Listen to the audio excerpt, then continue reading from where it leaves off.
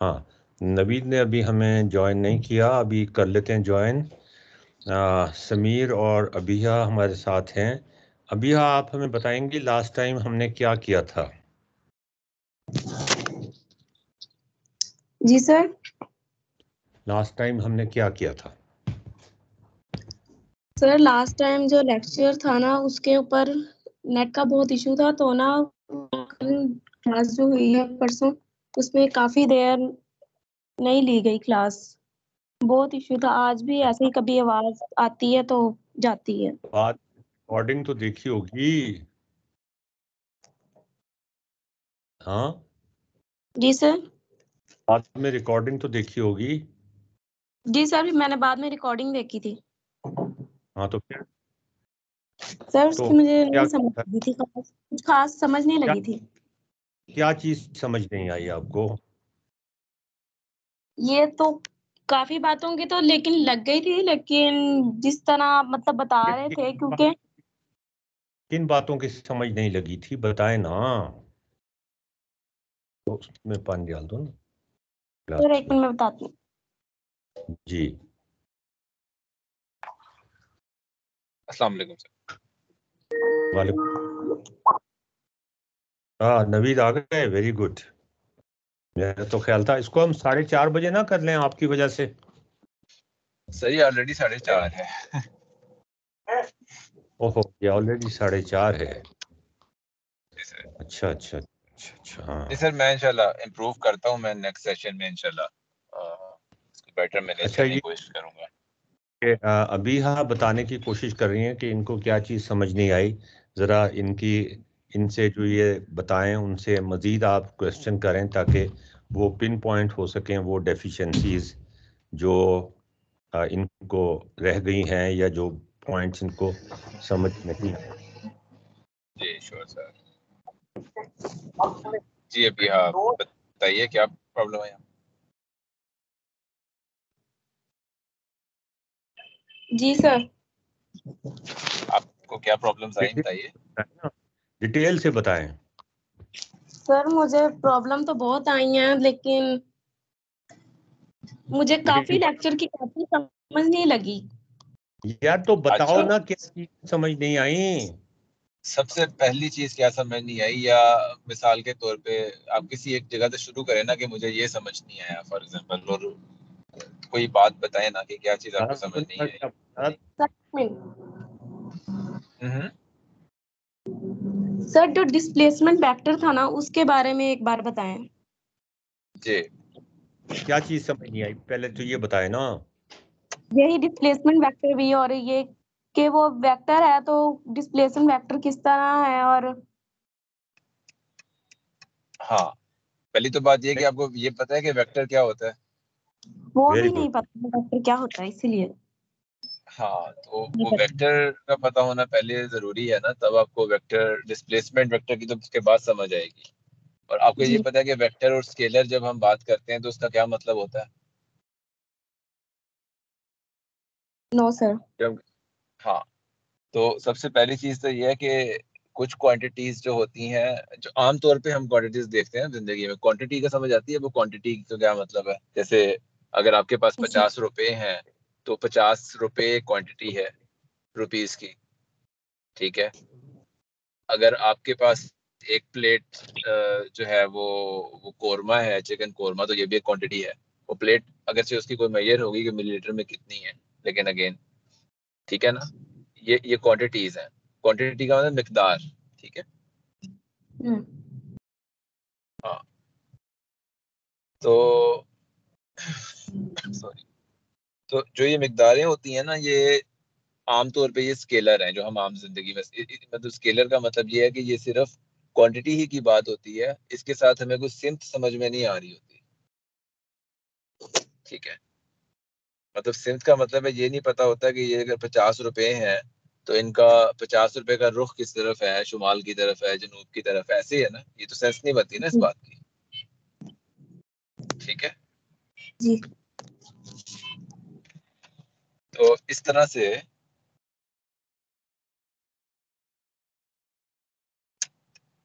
इसी तरह से जो है ना मतलब ये और भी क्वांटिटी आप बहुत सारी सोच सकती हैं।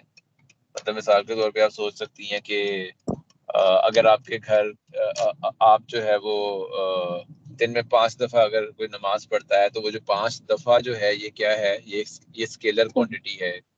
ठीक है, मतलब ये सब स्केलर आपका वेट जो है वो अगर 50 kg है, ठीक है ना, तो वो 50 जो वो जो kg है, ठीक है ना, आम सेंस में जब हम बात कर रहे होते हैं हम उससे स्केलर क्वांटिटी की टर्म में बात कर रहे होते हैं। ठीक है, जो हम अपनी रोजमर्रा जिंदगी में बात करते हैं। अच्छा, वेक्टर क्या है? वेक्टर जब आता है ना तो थोड़ा सा उसके साथ एक चीज अटैच हो जाती है जिसे डायरेक्शन कहते हैं। ठीक है, ठीक है। मतलब वेक्टर डायरेक्शन आपको पता है क्या होता है? उसको उर्दू में सिम्त कहते हैं। ठीक है ना, वो उसका मतलब होता है कि आगे की तरफ, पीछे की तरफ, दाएं बाएं, ऊपर नीचे, या अगर आप नक्शे पे देख रहे हैं तो वहां पे शुमाल, जनूब और मशरिक और मगरिब। Yes yes. ठीक है ना, तो अब अगर आपसे ये कहा जाए कि आप अपने घर जाएं, या यहाँ से आपका घर जो है वो कितने फासले पे है, ठीक है ना, तो आप अगर कहें कि जी मेरा घर यहाँ से 1 किलोमीटर के फासले पे है, जहाँ पे आप अभी मौजूद हैं किसी भी जगह पे, ठीक है, तो ये जो 1 किलोमीटर है ये स्केलर क्वांटिटी है। ठीक है, ठीक। लेकिन अगर आप ये कहें कि मेरा घर जो है वो यहाँ से 1 किलोमीटर के फासले पे है शुमाल की तरफ, यहाँ से अगर शुमाल की तरफ आप 1 किलोमीटर मूव करेंगे, ठीक है, तो मेरा घर आ जाएगा। तो अब जो आपने बात की है ना, अब ये जो आपने अब जो चीज बताई है, जिसमें एक तो 10 किलोमीटर है, ठीक है, एक इंफॉर्मेशन, वो जो स्केलर इंफॉर्मेशन थी एक तो वो है, और साथ में आपने एक इजाफी इंफॉर्मेशन दी कि डायरेक्शन क्या होगी, शुमाल की तरफ या नॉर्थ की तरफ। तो अब ये जो क्वांटिटी बनी है ना, जिसमें वो 10 किलोमीटर भी है, ये भी तो एक चीज है ना, जिसमें मतलब ये भी एक, समझ लें, एक फिगर है जिसमें 10 किलोमीटर प्लस शुमाल जो है वो उसकी डेफिनेशन कर रहा है। अगर शुमाल निकाल दें तो फिर दूसरी तरफ 10 किलोमीटर है, और अगर खाली शुमाल रखें तो ये नहीं पता कि चलना कितना है। ठीक है ना, तो ये दोनों मिल के जो चीज बनाते हैं उसे वेक्टर कहते हैं। ओके। अच्छा, जैसे आप इनको ये एग्जांपल दे देना कि ये एक बहुत बड़ा स्टेडियम है, इसमें ये बीच में बैठी हुई हैं स्टेडियम के, और ये साइकिल है, साइकिल की रेस लग रही है, या एक बंदा, कोई इनका दोस्त साइकिल चला रही है, इनकी दोस्त। तो अगर ये यहाँ बैठी हुई हैं तो इनकी साइकिल की position with respect to her, cycle की position with respect to her, वो क्या होगी? बताएं भाई, अभी यहाँ से पूछें जरा। वो उसको हम शो करेंगे कि अगर आप यहाँ बैठी हुई हैं, यहाँ पर हैं, तो आपको ऊपर की तरफ, नॉर्थ की तरफ देखना पड़ेगा, तो फिर आपको साइकिल नजर आएगी। ऐसे ही है ना अभी? हाँ, यस सर। ऐसे ही। ये आपको नॉर्थ की तरफ देखना पड़ेगा तो फिर आपको साइकिल नजर आएगी, वरना आपको साइकिल नजर नहीं आएगी। तो ये डिस्टेंस कितना है आपका साइकिल से, और डायरेक्शन क्या है, ये वेक्टर हो गया ना? यस। अच्छा, अब अगर मैं एक और वेक्टर ड्रॉ करूं, और साइकिल चलते चलते यहाँ आ जाएगी, तो अब आपको अपना दिमाग, अपना सर घुमाना पड़ेगा देखने के लिए कि अब साइकिल यहाँ पे आ गई है। तो यहाँ पर अब वेक्टर की डायरेक्शन तब्दील हो जाए, डायरेक्शन भी तब्दील हो जाएगी, हो सकता है एम्पलीट्यूड भी तब्दील हो, लेकिन हो सकता है एम्पलीट्यूड तब्दील ना हो। ये देखें, ये एम्पलीट्यूड तब्दील यहाँ पर नहीं हुआ। अगर ये साइकिल यहाँ पे आ जाती है, यहाँ पे आ जाती है, मैं इसको ज़रा थोड़ा क्लॉकवाइज कर दूं अगर, तो ज़्यादा बेहतर होगा मेरे ख्याल में। फ्लिप, हाँ, अगर मैं इसको दूसरी तरफ से चला दूं तो ज़्यादा बेहतर होगा। फ्लिप वर्टिकली, ये इस डायरेक्शन से चला दूं इसको अगर मैं, तो ये क्लॉकवाइज हमारी, एंटी क्लॉकवाइज हमारी स्टैंडर्ड डायरेक्शन होती है।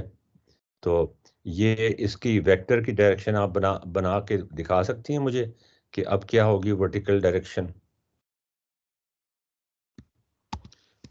बताइए। जी सर। अब मुझे आप बता सकती हैं अब क्या डायरेक्शन होगी जब ये साइकिल यहाँ पे आ गई है? साइकिल घूमते घूमते यहाँ पे आ गई है। हाँ, सर डायरेक्शन तो चेंज होगी ना फिर। हाँ तो डायरेक्शन चेंज हो गई ना, तो वेक्टर की डायरेक्शन भी तब्दील हो जाएगी ना। मतलब आपका और देखें, साइकिल का फासला उतना ही है जो जी सर बता रहे हैं। मतलब फासले का मतलब है कि जो फासले को हम कह रहे हैं स्केलर क्वांटिटी, मतलब अगर वो कह लें कि वो 1 मीटर है तो वो 1 मीटर ही है। बट इन सब उसकी पोजीशंस पे चेंज क्या हो रहा है, उसकी आपकी और साइकिल की डायरेक्शन, ऐसे ही है ना। जी सर। फास्ट फास्ट तो जब डायरेक्शन चेंज हो जाती है तो भी जो चीज बनती है वो एक डिफरेंट चीज होती है। तो जो डिफरेंस होता है वो उसमें वो डिफरेंट चीज डायरेक्शन की वजह से क्योंकि आ रही है, तो इस वजह से वो एक डिफरेंट वेक्टर बन रहा है। ठीक है। ये देखें, ये वेक्टर बन गया। जब जी यहाँ पे साइकिल थी दूसरा वेक्टर बन गया था। अब मैं इस वेक्टर को भी घुमाता हूँ और दिखाता हूँ। अगर नीचे साइकिल चली जाती है तो फिर तो आपको पूरा मुड़ के पीछे देखना पड़ेगा ना, आपको मुड़ के देखना पड़ेगा ना पीछे। और सर। ये देखें, हाँ ये देखें, आपको पीछे मुड़ के देखना पड़ेगा। देखा आपने? तो अब आपको पता चला कि साइकिल की जो पोजीशन है आपके हवाले से वो क्या है। तो हो सकता है ये मोटरसाइकिल हो या कार हो या कोई और चीज हो जिस पे स्पीडोमीटर लगा हुआ हो, तो हो सकता है स्पीड की वैल्यू कांस्टेंट हो, सर लेकिन कांस्टेंट डायरेक्शन तो है। कांस्टेंट का मतलब। कांस्टेंट का मतलब, मिसाल के तौर पे आप मोटरसाइकिल पे शायद बैठी हूँ किसी के साथ, अपने भाई के साथ, तो वो चला रहा है, उसकी स्पीडोमीटर की रीडिंग आप देखें 30 किलोमीटर पर आवर। होता है ना ऐसा? जी ये तो पता है आपको, जी जी सर। है? जी सर पता है। तो ये 30 किलोमीटर पर आवर इसकी स्पीड है, लेकिन डायरेक्शन इसकी तब्दील होती जा रही है। स्पीडोमीटर रीडिंग कांस्टेंट, ये देखें ऊपर लिखा हुआ है ना, speedometer reading constant 30 kilometre per hour, लेकिन डायरेक्शन तब्दील हो रही है। चूंकि डायरेक्शन तब्दील हो रही है और वेलोसिटी जो है वो एक वेक्टर क्वांटिटी है, तो इसका मतलब ये है कि वो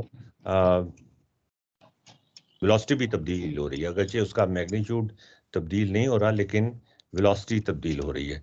अच्छा, अब ये जो नवीद, मैग्नीट्यूड, अभी जी जी सर, मैं वो अभी हाँ वही बता लूं कि अगर ये जो सर ने भी मैग्नीट्यूड का है ना, ये वही स्केलर क्वांटिटी है। मतलब उस वेक्टर के अंदर जो वो जो स्केलर वाला हिस्सा है ना, उसे मैग्नीट्यूड भी कहते हैं। जैसे मैंने आपको ओके बताया कि वेक्टर में एक चीज डायरेक्शन होती है, एक स्केलर होता है। जैसे अगर आप फासला बता रही हैं तो वो स्केलर है और डायरेक्शन वेक्टर है। तो सर का कहने का मतलब ये था कि अगर उसकी मैग्नीट्यूड सेम रहने का मतलब ये है कि अगर स्केलर वाला हिस्सा सेम भी रहे और डायरेक्शन चेंज हो रही है तो वो एक डिफरेंट वेक्टर बन जाता है। ओके। अच्छा अब हमने लास्ट टाइम नवीद और समीर और हमारे साथ कौन है इस वक्त? हाँ अहमद जी। अली। अहमद अली भी हैं, हाँ। रिकॉर्ड भी हो रही है कॉल के नहीं? अहमद भी हैं, हो रही है तैयबा ना? भी हैं। अच्छा, तैयबा भी हैं। चलें, अब आप ज़रा देखें, हमने पिछली दफ़ा जो सारा कुछ किया था वो हमने ग्राफिकली किया था, हाँ? जी याद है सर। जी आपको? हमने ग्राफिकली इसकी डिस्प्लेसमेंट वेक्टर निकाला था। वो ये है, ये डिस्प्लेसमेंट वेक्टर है, ये डिस्प्लेसमेंट वेक्टर है, ये है। और उसके बाद इन वेक्टर्स को डिफरेंशिएट किया था, और वहाँ से हमने, मैं आपको ये किताब में से दिखा देता हूँ, ये देखें ये। और पूछा था कि आ, अच्छा आज हमने एनालिटिकली नहीं किया था ये सारा कुछ, हाँ? जी। आज मुझे वैसे एनालिटिक्स से नफरत है, आपको पता है इस बात का, लेकिन एनालिटिक्स के बगैर चारा भी कोई नहीं है, हाँ? मतलब आप अगर सिर्फ ग्राफिकली करें तो वो भी गलत बात है। सिर्फ एनालिटिकली करें वो तो बहुत ही गलत बात है, इसलिए कि उसमें तो कॉन्सेप्ट ही नहीं बनता। असल चीज़ ये है कि आप दोनों चीज़ें करें और उन दोनों में आपके पास कनेक्शन भी हो। ठीक है। तो तो अब आपने ये देखा कि अगर आप यहाँ बीच में खड़े हुए हैं, और बीच में क्यों खड़े हुए हैं इसकी भी वजह हमने डिस्कस की थी, याद है आपको? हम तो अगर हम फर्ज करें बीच में खड़े हुए हैं, हाँ यहाँ पे खड़े हुए जैसे वो हैं। बीच का तो आपने ये बताया था ना कि वो मैटर ही नहीं करता, वो तो फॉर इंस्टेंस बीच रख लिया है, वरना तो हम कहीं भी रख सकते हैं। हाँ जी जी बिल्कुल, लेकिन जब हम एनालिटिकली इक्वेशन लिखेंगे ना, जी सर।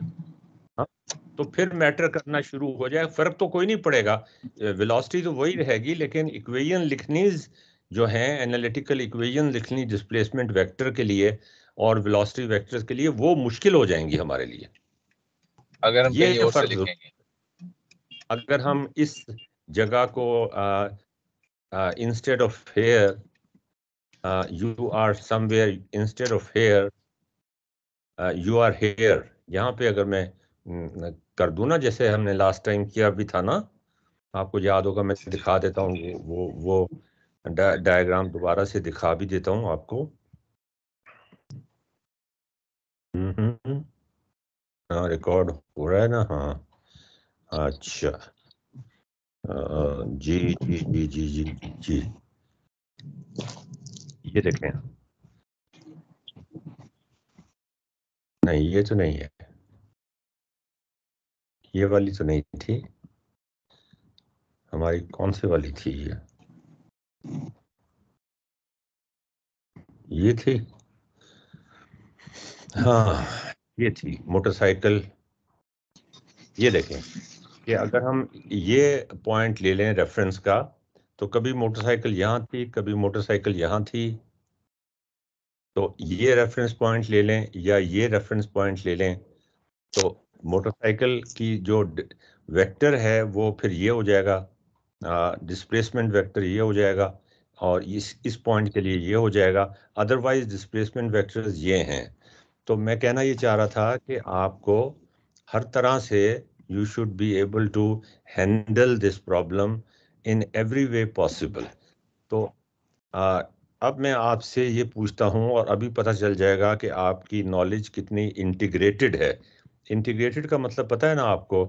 इंटीग्रेटेड का मतलब ये होता है कि आपकी नॉलेज में आप मुख्तलिफ कॉन्सेप्ट्स को इंटीग्रेट कर सकते हैं कि नहीं कर सकते। हाँ, तो कल तो हमने काफ़ी कुछ कर लिया था ग्राफिकल। पहले तो ये डिस्प्लेसमेंट वेक्टर्स हमने ग्राफिकली बनाए थे, नबी जैसा ही है ना? जी सर। और उसके बाद उन ग्राफिकल वेक्टर्स को डिफरेंशिएट किया था, तो हमारे पास वेलोसिटी वेक्टर्स आ गए थे। और फिर वेलोसिटी वेक्टर्स को डिफरेंशिएट किया था तो एक्सेलरेशन वेक्टर्स आ गए थे। और हमने ये भी देखा था कि ये जो पॉइंट है, ये क्यों नहीं सिलेक्ट होता, मैं यहाँ से एक और बना देता हूँ, चलिए कोई बात नहीं। ये अगर हम यहाँ पर भी रख लें इस पॉइंट को, तो उससे फर्क नहीं पड़ता। ये अगर आप रेफरेंस पॉइंट यहाँ पे रख लें तो भी कोई फर्क नहीं पड़ता, अगरचे डिस्प्लेसमेंट वेक्टर तब्दील हो जाते हैं। डिस्प्लेसमेंट वेक्टर जो हैं वो अब ये हो जाएंगे,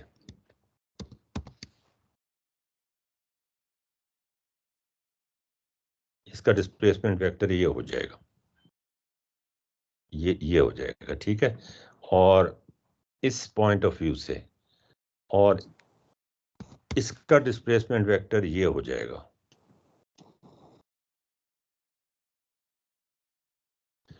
ठीक है ना, लेकिन उससे फर्क कोई नहीं पड़ता था ग्राफिकली, इसलिए कि जो स्पीड, जो वेलोसिटी आती है वो तो ये यहाँ से यहाँ तक ही होगी ना। चलें फिलहाल इसको भूल जाएं, इन चीज़ों को फिलहाल भूल जाएं। आप मुझे ये बताएं, मैं ये इसको हटा दूं अगर आपको ये बुरा लग रहा है, या रहने दूं? सपोज हम यहाँ से खड़े होके देख रहे हैं और हमारे डिस्प्लेसमेंट वेक्टर्स जो हैं वो ये हैं, जिनका एम्पलीट्यूड तब्दील नहीं हो रहा। यहाँ तो एम्पलीट्यूड भी तब्दील होना शुरू हो जाता है ना, यहाँ से लें तो। Sir magnitude. एम्पलीट्यूड, हाँ हाँ सर एम्पलीट्यूड कहना एम्पलीट्यूड चाह या रहे हैं मैग्नीट्यूड? मैग्नीट्यूड मैग्नीट्यूड में डायरेक्शन भी आ जाती है? नहीं sir, magnitude is just scalar. तो बस फिर एक ही बात है, जो मर्जी कह लें आप। Okay sir.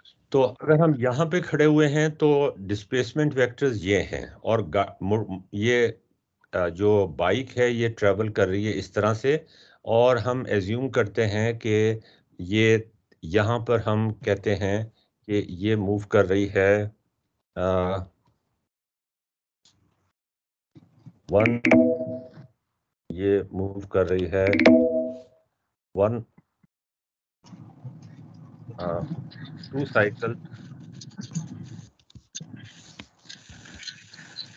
साइकिल्स नहीं, ये मूव कर रही है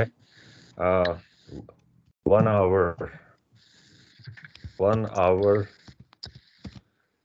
1 किलोमीटर पर आवर। बहुत आहिस्ता आहिस्ता चल रही है। 1 स्पीड जो है वो 1 साइकिल कर देते हैं पर आवर।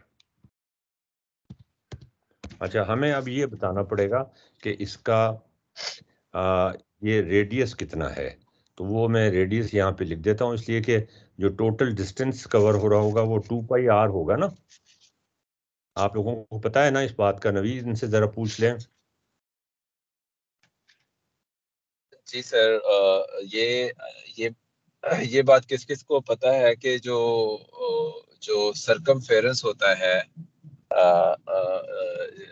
एक सर्कल का, उसका फार्मूला 2πr होता है। ये बात सबको समझ आ रही है कि नहीं आ रही? जी जी, सबको किसी को पता इस है ये बात। बारे में नहीं पता तो वो अभी मेरे ख्याल में आपको ही पता है इस बात का। सर मुझे नहीं पता। हाँ, तो अगर रेडियस अच्छा, r है ना, हाँ बता दें तो आपको पाई का पता है? अभी पाई क्या होती है? No sir. अच्छा, तो आप इनको कांस्टेंट बता देना कि वो एक कांस्टेंट होता है बस।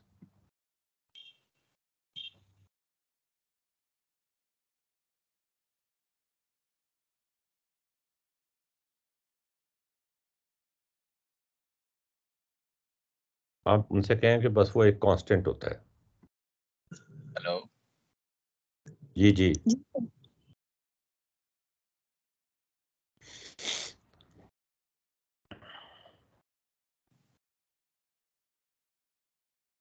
जी, तो जो सरकमफ्रेंस है, जो टोटल डिस्टेंस फासला तय कर रहा है एक साइकिल में, वो 2 multiplied by pi multiplied by r, तो वो सरकमफ्रेंस इसके बराबर होता है। तो इसका मतलब ये टोटल फासला जो है एक साइकिल में 2πr होगा। पाई की वैल्यू 3.14 होती है। तो 3 ले लें, 6 किलोमीटर पर आवर के रफ्तार से ये मूव कर रही है। ठीक है। अच्छा, अब आप इनसे ये पूछें, नवीद, ये आपने अब अबीहा से तो बाद में पूछिएगा। मेरे ख्याल में अबीहा को एक मेकअप लेसन हमें करवाना पड़ेगा इस चीज़ पे, है ना Naveed? Naveed, you are here? Sir मुझे लगता है वो लेफ्ट कर गए हैं। अच्छा, आप अबीहा को शायद हमें कोई एक्स्ट्रा लेक्चर करवाना पड़े, हाँ, ताकि वो हमारे साथ चल पड़े। हमारे साथ नवीद हैं तो सही, नहीं है? अच्छा, ये बताएं समीर साहब और तैयबा और अहमद अली, कि अगर ये जी सर। बाइक जो है, नवीद साहब आ गए आप? अभी नहीं, तो नहीं आए सर। अच्छा, अगर ये बाइक जो है, अगर ये, मैं ज़रा इनको परे कर देता हूँ, ये हमें हमें वैसे ही डिस्ट्रैक्ट कर रही हैं। अगर वापस ज़रूरत पड़ेगी तो हम ले आएंगे दोबारा वापस। ये हमारी करंट पोजीशन है। अब हमारी करंट पोजीशन ये है। मुझे आप एक इक्वेशन लिख दें for the displacement vector. Right an equation for the displacement, that is the problem जिससे हम शुरू कर रहे हैं आज। आपको पता है कि क्या प्रॉब्लम मैंने आपको बताया है? ठीक है, समझ आ गई है ना आपको? मैं ये हटा देता हूं यहां से। और ओहो, ये हटाना नहीं चाहिए था इसके। Right an equation for the displacement vector. क्या आप ये लिख सकते हैं या नहीं? ये बड़ा जरूरी है। An equation for the D vector, D for the D vector, और डी वेक्टर जो है वो डिस्प्लेसमेंट वेक्टर है। और आपको पता है वेक्टर के दो चीजें होती हैं वेक्टर की। वेक्टर का एक एक्स कंपोनेंट होता है और वेक्टर का एक वाई कंपोनेंट है।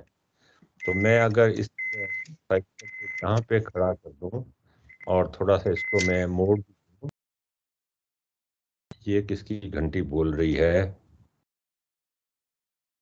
नवीर कहाँ चले गए जी? ये सर ये मैं आ गया हूँ। अच्छा, हाँ, मैं इनसे कह रहा था कि ये एक्सरसाइज जरा नवीद इनको करवा दें। हम एनालिटिकली भी करना चाह रहे हैं ना। जी सर।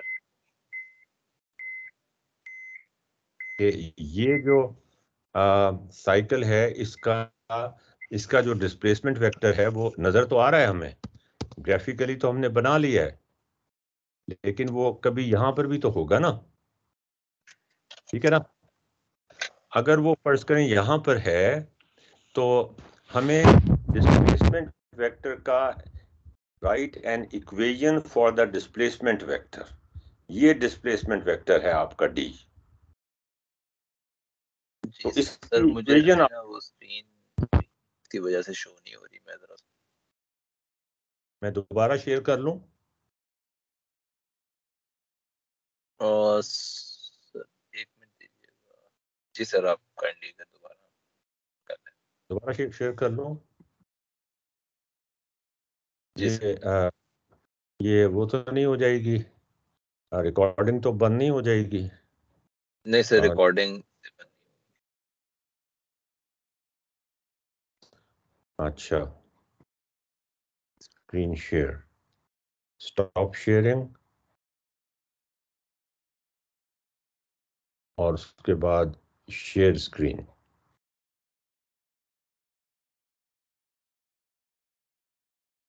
अब आपको नजर आ रही है स्क्रीन? जी।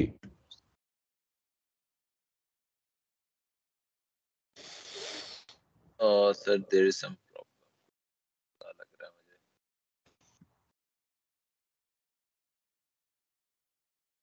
तो मैं एक मिनट ज्वाइन बैक करता हूँ। अच्छा, दोबारा ज्वाइन कर लें, हम इंतजार कर रहे हैं आपका।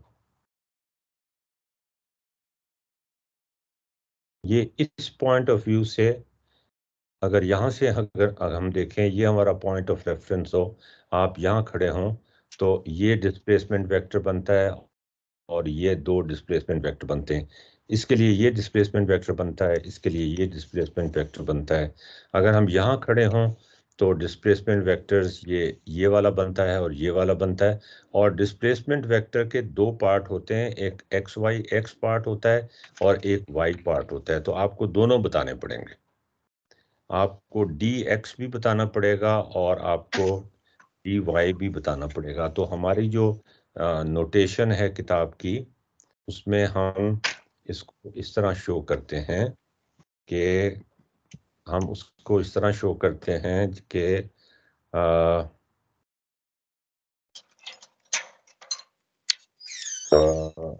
डी एक्स, अच्छा, एक्स पार्ट को हम जब शो करते हैं तो हम ये, इसकी तो हमें ज़रूरत नहीं है, बंद कर देते हैं।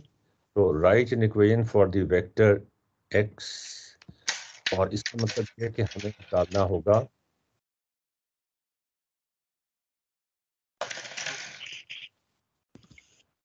x ऑफ d निकालना होगा। फॉर एवरी डिस्प्लेसमेंट दो चीजें निकालनी पड़ेंगी, x ऑफ d ये ब्रैकेट में आएगा और y ऑफ d, नहीं ये ब्रैकेट में ना रखें, xd और ये y ऑफ d, और d is the displacement vector. ये xd और yd जो है ये स्केलर क्वांटिटीज हैं कि x डायरेक्शन में कितना है और y डायरेक्शन में कितना है। पता नहीं नवीद को हमारी स्क्रीन नजर आ रही है कि नहीं? सर वो अभी तक नहीं आ रही कोई, मैं देख रहा हूँ उसे क्या मसला हुआ। स्क्रीनशॉट लेके नवीद को मेल कर दें जी, ताकि वो चल तो सके ना। आप में से मैं अगर आपको स्नैपशॉट भेज दूं तो वो नजर आ जाएगा आपको। आप में से कोई स्नैपशॉट भेज के लेके नवीद को मेल कर देना। अबीहा, समीर, अहमद।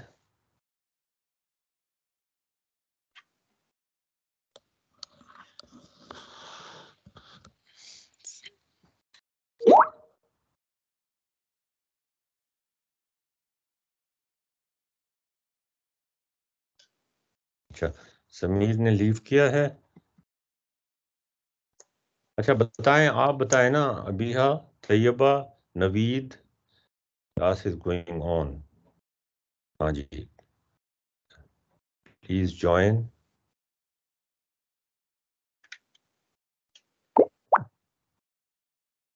अच्छा ठीक है, अब आ रही है नजर। हाँ, अब आप देखें, अब नजर आ रहा है नवीद?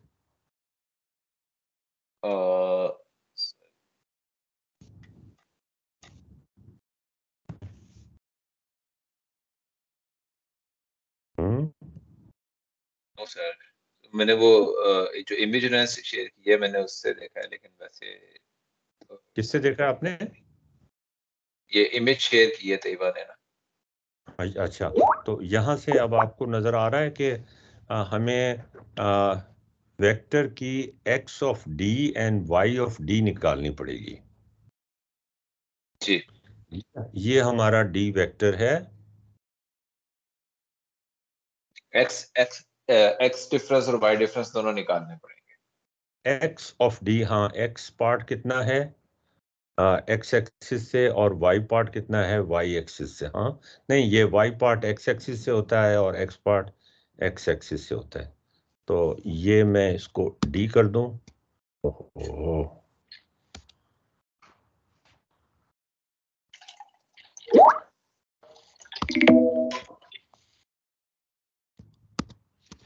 ये d वेक्टर ये है।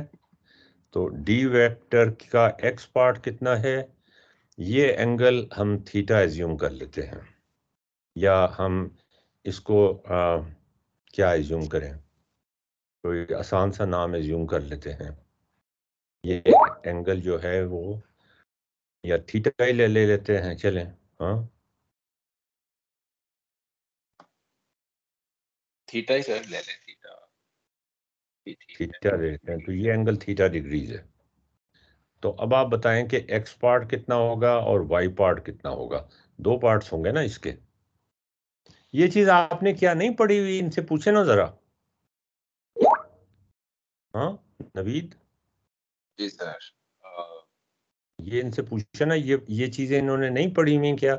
मैं अबीहा की बात नहीं कर रहा, मैं बाकी जो लोग हैं उनकी बात कर रहा हूँ, खास तौर पे अहमद की और समीर की और तैयबा की। क्या इन्होंने ये चीजें नहीं पढ़ी हुई, वेक्टर के एक्स और वाई कंपोनेंट निकालना? जी तैयबा और अहमद, आपको कुछ याद है इस बारे में? मुझे तो याद नहीं है इन चीजों का। ओके, और तैयबा आपको?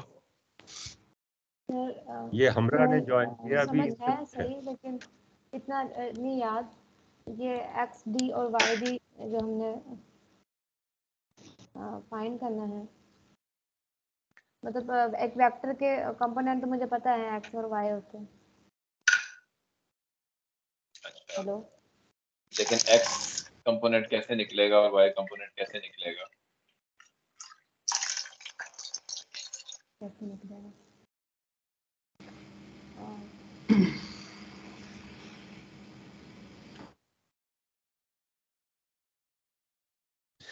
डी का एक्स कंपोनेंट क्या होगा, ये हमरा अब्दुल्ला से पूछें जी। ये right an equation for the D vector.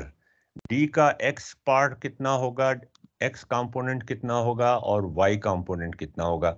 मैं वाइट लाइन से यहाँ शो कर देता हूँ। नवीद, वैसे ये चीज़ें तो हम एफएससी में नहीं करा देते, लेकिन टीचर्स ने जो टीचर्स ने इनका सत्यानाश मारा हुआ है, आपको पता ही है वैसे। फिर तो अब उसका रोना कितने अरसे तक रोते रहे हम।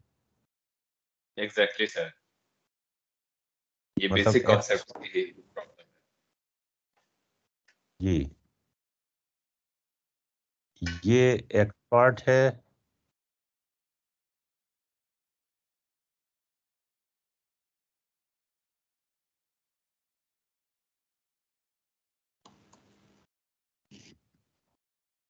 सर। मैं एक दफा दोबारा ज्वाइन करने की अटेम्प्ट कर रहा हूँ ताकि मेरा वो व्यू वाला मसला है।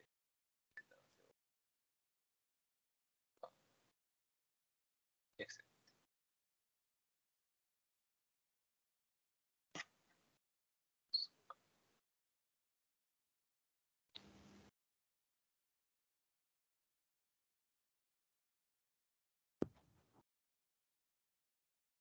ये एक्स का कंपोनेंट है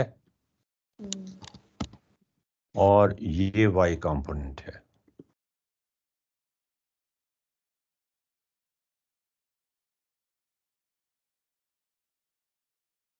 और ये डी जो है ये एक सर्कल में घूम रहा है। इनके कलर में थोड़े तब्दील कर दूं। ये वाइट कलर शायद आपको इतना आ, अच्छा ना लग रहा हो। पिंक कर देता हूँ या येलो कर देता हूँ। नहीं, येलो नहीं, या मैं रेड ही कर देता हूँ। ये रेड ही कर देता हूँ। सर आपने कोई क्वेश्चन पूछा है? मैंने पूछा है क्वेश्चन कि ये एक्स और वाई कंपोनेंट कैसे निकालेंगे इस वेक्टर डी के।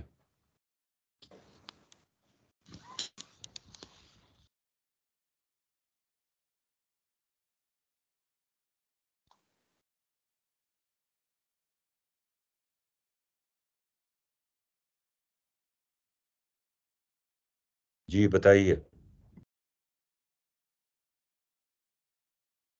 इनकी डायरेक्शन नहीं होती, इसलिए मैंने दोनों तरफ डायरेक्शन लगा दी है बताने के लिए कि ये इनका डिस्टेंस, ये वाला डिस्टेंस आपने देखना है। हाँ जी, ये डिस्टेंस, ये दिस पार्ट इज, ये जो है ये वाला पार्ट जो है जिसका कलर मैं ब्लैक कर देता हूँ, this part is y of d and this part is x of d.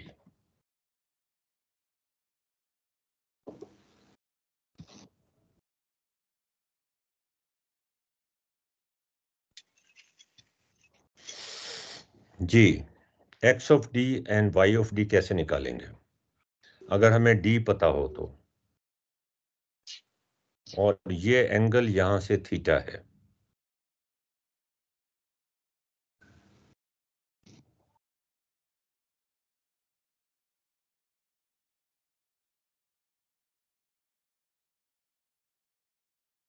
जी समीर या अहमद या तैयबा या नौफिल अब्दुल्ला, तुम बताओ।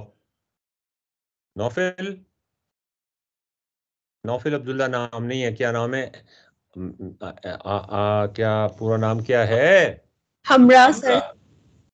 हमरा अब्दुल्ला। हाँ, हमरा बताओ। ये इसका, ये वेक्टर है डी, इसका हम एक्स और वाई पार्ट कैसे निकालेंगे? ये एक्स पार्ट और ये वाई पार्ट। हमरा अब्दुल्ला बताओ। सर सोच रही हूँ। यार तुम सोच ही रही हो अभी तक? तुमने कैलकुलस का तो एक कोर्स पढ़ा है ना लाहौर कॉलेज में? जी सर। हाँ, जी और एफएससी में भी पढ़ा है और मैट्रिक में भी पढ़ा है।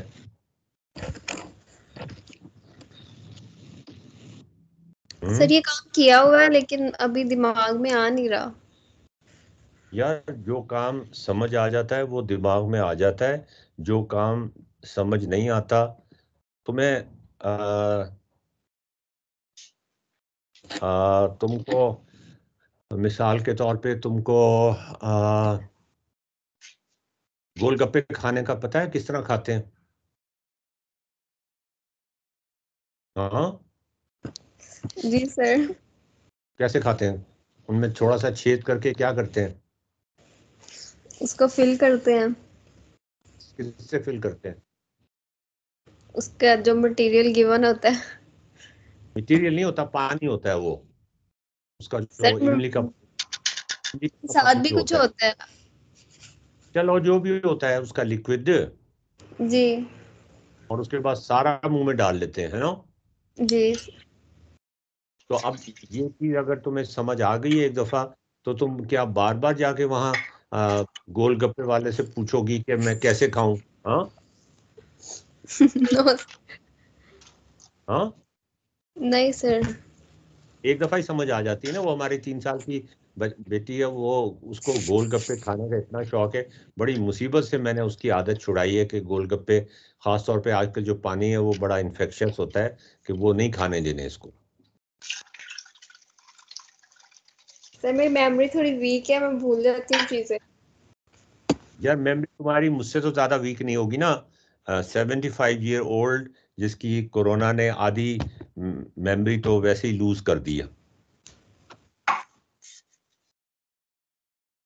हम्म।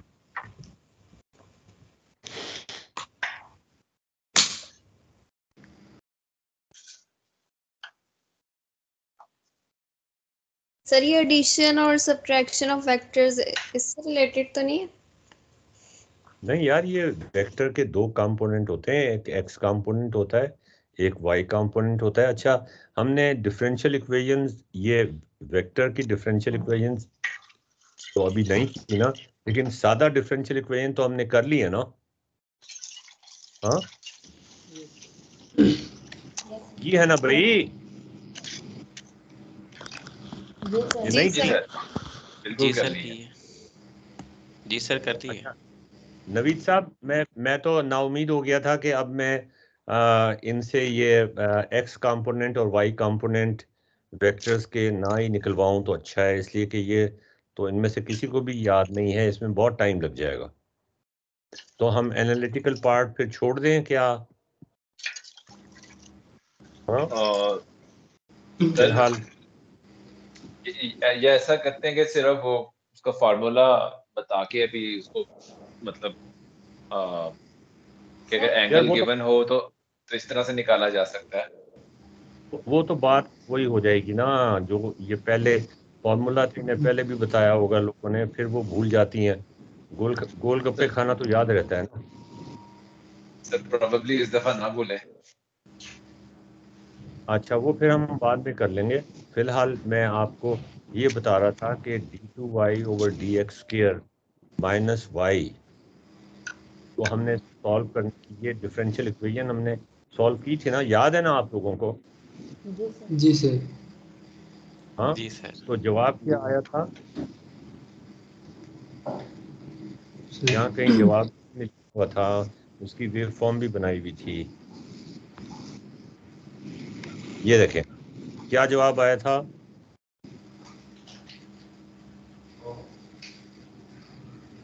हाँ, d of dy over dt is equal to minus y dx। Minus नहीं नहीं, ये तो डिफरेंशियल इक्वेशन थी ना। इसको जब सॉल्व किया था, जो ये वेव फॉर्म आई थी ना, जी जी जी सर। बिल्कुल।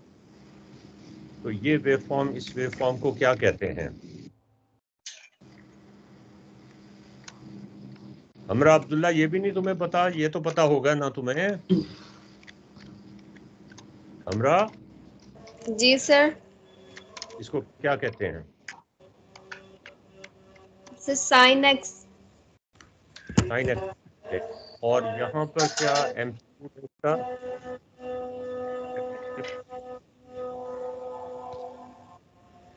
मैक्सिमम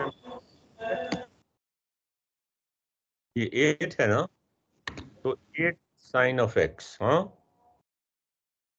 ठीक है। जी जी सर। अच्छा, अब ये है, ये जरा अपना माइक बंद कर दें कि अगर मोटरसाइकिल एक सर्कल में चल रही हो, हाँ, मोटरसाइकिल एक सर्कल में चल रही हो, तो उसका डिस्प्लेसमेंट फैक्टर कैसे क्या होता है, पिक्टोरियली या ग्राफिकली कैसे निकालते हैं, ये हमने देख लिया है ना, देखा है ना। जी सर। हाँ, जी सर। और उसको दो वेक्टर्स को माइनस जब करते हैं तो उससे फिर हमें वेलोसिटी वेक्टर निकल आता है, वेलोसिटी वेक्टर्स को माइनस करते हैं तो एक्सेलरेशन निकल आता है। तो आपके पास डिफरेंशियल इक्वेशन ये आ जाती है, ठीक है ना। हाँ ठीक है। जी सर। अच्छा, नवीद साहब आप इनसे इसके बारे में कुछ पूछेंगे ताकि पता चल जाए कि ये जो कुछ कह रहे हैं कि हाँ ये इनको समझ आ गई है, तो वाकई इन्हें समझ आ गई है कि नहीं, कि अगर हम एक साइकिल को सर्कल में चलाते हैं विद कांस्टेंट स्पीड, तो उसके डिफरेंशियल, उसका जो डिस्प्लेसमेंट वेक्टर्स हैं वो हम निकाल सकते हैं, वेलोसिटी वेक्टर्स निकाल सकते हैं, एक्सेलरेशन वेक्टर्स निकाल सकते हैं, और वहाँ से ये डिफरेंशियल इक्वेशन निकाल सकते हैं। क्या ये चीज़ इन्हें समझ आ गई है या नहीं, ज़रा आप इनसे क्रॉस क्वेश्चनिंग करके पूछ लें नवीद साहब। जी, तो सबसे पहले तो ये जो इक्वेशन आपको नजर आ रही है, ठीक है, अगर आप इसको उससे रिलेट करें, वो जो हमें d2y over dx square is equal to -y, जो हमने पहले सिंपल इक्वेशन सॉल्व की थी, वो नहीं याद नहीं, तो उसके साथ अभी नहीं करना, अभी नहीं करना उसके साथ, वो मैंने बाद में कराना है। Okay sir.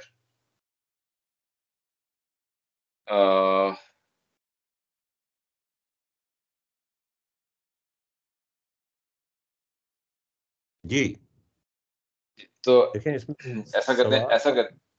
सवाल पूछना एक मुश्किल काम है, हाँ जी, और वो भी ये ऐसा सवाल जिससे जिससे कि ये पता चले कि आपको समझ आ गया कि नहीं आया।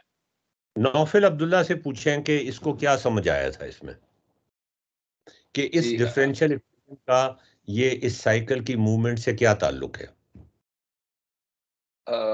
हमरा, आप इसको थोड़ा सा रिलेट करके, आप ऐसा करें, मतलब आप इसको थोड़ा सा ऐसे एक्सप्लेन करें जैसे आप हम सबको समझा रही हैं, तो आप काइंड ऑफ इसको एक्सप्लेन कीजिए, ताकि थोड़ा सा हमें ये भी अंडरस्टैंडिंग हो जाए कि कैसे हो रहा है, रिएटरेट भी हो जाए। जो कल किया था वो समझाना है। जी जी बिल्कुल, ये जिस तरीके से ये डिफरेंशियल इक्वेशन हमारे सामने आ रही है, ठीक है ना, कि हमारे पास एक, मतलब एक कोई भी ऑब्जेक्ट मूव कर रहा है, एक साइकिल मूव कर रही है एक सर्कल के अंदर, और उसके साथ हम डिस्प्लेसमेंट वेक्टर कैसे ड्रा कर रहे हैं, वेलोसिटी कैसे बन रही है, और उस वेलोसिटी से डिस्प्लेसमेंट कैसे निकल रहा है। अगर एक साइकिल मूव कर रही है एक सर्कल में, तो इसका कोई भी रेफरेंस पॉइंट लें, इनसाइड ये सर्कल या outside circle, for example origin ले लेते हैं, तो वहाँ से इसका जो डिस्टेंस डिस्प्लेसमेंट होगा एक पॉइंट से दूसरे पॉइंट, जब साइकिल चल रही है तो एक दो पॉइंट एक इनिशियल पॉइंट ले लिया और एक फाइनल पॉइंट ले लिया, तो जहाँ जो रेफरेंस पॉइंट है ओरिजिन, वहाँ से उसका डिस्प्लेसमेंट जो हम लेंगे उसके ज़रिए वेलोसिटी आएगी। नहीं, ठीक है। एक डिस्प्लेसमेंट से वेलोसिटी नहीं आएगी, ये डिस्प्लेसमेंट वेक्टर आया है, मैंने ये हाईलाइट कर देता हूँ इसको ताकि आपको समझ आ जाए कि ये वो छुपा हुआ था थोड़ा सा ना। इसको मैं ज़रा थोड़ा मोटा कर देता हूँ। This is the displacement vector in brown colour. Sir जब इनका ये डिफरेंस निकालेंगे विद रिस्पेक्ट टू टाइम, इन दोनों का डिफरेंस निकालेंगे, ये डिस्प्लेसमेंट जी वेक्टर, ये छोटा वाला, और ये डिस्प्लेसमेंट वेक्टर। यहाँ से ये डिस्प्लेसमेंट वेक्टर जो है ये यहाँ से चल के यहाँ गया है, फिर ये यहाँ गया है, फिर ये यहाँ गया है। तो जब ये मूव करता जा रहा है तो इसके हिसाब से वेलोसिटी भी का एम्पलीट्यूड तो कांस्टेंट है, लेकिन जो उसकी डायरेक्शन है वो तब्दील होती जा रही है, ठीक है ना। और वेलोसिटी वो है आई वेक्टर, ब्लू वेक्टर है। और उसके बाद आई और m माइनस आई जब करेंगे तो एक्सेलरेशन वेक्टर आ जाएगा, बिकॉज यहाँ से यहाँ तक जाने का टाइम यूनिट है। तो ये एक्सेलरेशन वेक्टर आ गया, और एक्सेलरेशन वेक्टर की डायरेक्शन डिस्प्लेसमेंट वेक्टर की अपोजिट है। तो और कांस्टेंट ऑफ प्रोपोर्शनैलिटी हमने 1 लिया हुआ है, तो इसका मतलब अगर हम डिफरेंशिएट करें एक वेक्टर को 2 दफ़ा और माइनस वही वेक्टर आ जाए, तो इसका मतलब यह है कि कोई चीज साइकिल में मूव कर रही है। अब आपको समझ आई है हमरा? जी सर, अब सही समझ आ गया। नहीं, सही समझ नहीं आई ना, आप दोबारा से बताएं ना मैंने क्या कहा है। आप ऐसा करें हमरा, अगर आप अपनी स्क्रीन शेयर कर लीजिए ना, आप हमें एक सर्कल ड्रा करके उस पे वेक्टर्स लगा के बता रहे हैं थोड़ा सा। वो इंटरनेट का इशू है, कल भी नहीं हो रही थी स्क्रीन शेयर तो।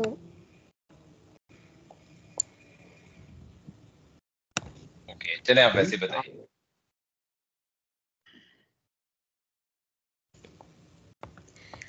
अगर एक पॉइंट से दूसरे पॉइंट तक साइकिल मूव करिए एक यूनिट टाइम में, तो उनका जो डिफरेंस निकालेंगे डिस्प्लेसमेंट का इन यूनिट टाइम, तो हमें उसकी वेलोसिटी पता चल जाएगी साइकिल की। और इसी तरह से जब हम निकालते जाएंगे जी, वो डिस्प्लेसमेंट हम कैसे निकालेंगे? वेक्टर ड्रॉ करेंगे ना फ्रॉम रीजन से, या रीजन या कोई भी रेफरेंस पॉइंट हमने लिया हुआ वहां से इनिशियल पॉइंट तक, और फिर जो दूसरा पॉइंट लिया हुआ फाइनल पॉइंट वहां तक, 2 वेक्टर लेंगे, उनका डिफरेंस निकालेंगे। ये जो दोनों वेक्टर होंगे, ये कौन से, इन दोनों वेक्टर्स को हम क्या कहेंगे? ये क्या है? Displacement vectors. ओके, ये दोनों वेक्टर्स डिस्प्लेसमेंट वेक्टर्स हैं। जी। अगर इस बात की अहमद या तैयबा या अबीहा किसी को इस बात की अंडरस्टैंडिंग नहीं है, तो this is the time to ask to Humra, कि आप उनसे पूछ के क्लियर कर लें। और अगर सबको क्लियर है तो खामोशी का मतलब भी हाँ है, या सब हाँ वैसे भी कह सकते हैं कि हमें ये सब क्लियर है। खुशी का मतलब हमेशा जी, ना जी। होती। समझ आ गई है। जी समझ आ गई है। समझ आ गई का मतलब समझ नहीं आई होती है। तैयबा को नहीं आई? मुझे नहीं सर, मुझे नहीं आई। तैयब ये अच्छा, अबीहा अबीहा लेफ्ट कर गई हैं। जी जी अभी लेफ्ट कर गई हैं। अभी चली गई हैं तैयबा?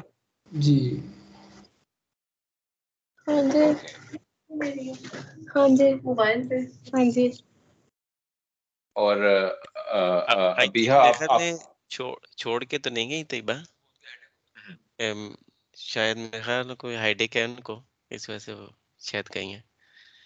अच्छा अच्छा, अबीहा आपको जो समझ नहीं आई आप वो क्वेश्चन करें। आपको जो बात समझ नहीं आई ना, आप उनसे हमरा से पूछें, कोशिश करें समझने की। आप वो सवाल ढूंढें जो सवाल पूछ के आपको ये समझ आएगी, या वो पॉइंट बताए ना जो पॉइंट आपको परेशान कर रहे हैं उनकी इस बात के।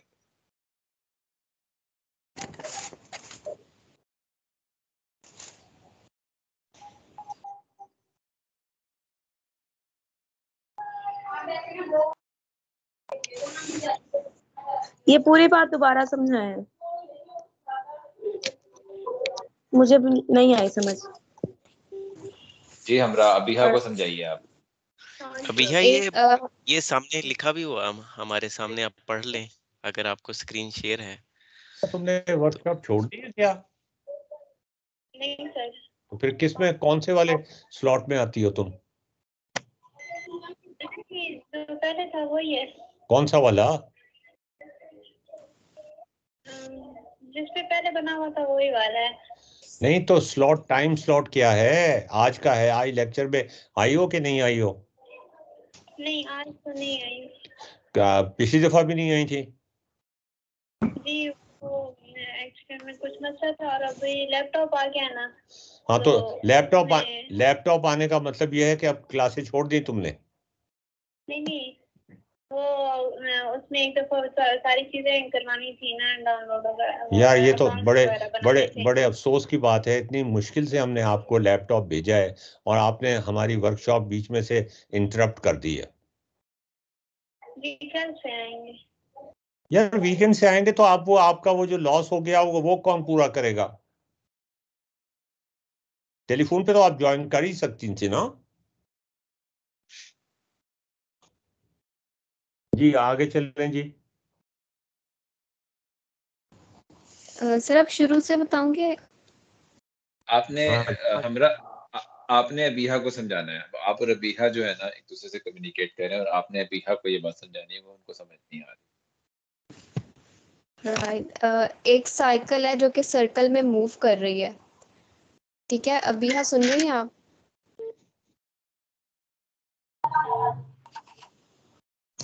एक साइकिल है जो कि सर्कल में मूव कर रही है, उसकी जो स्पीड है ना वो कांस्टेंट स्पीड है, तो हमने उसकी वेलोसिटी और एक्सेलरेशन फाइंड आउट करना है।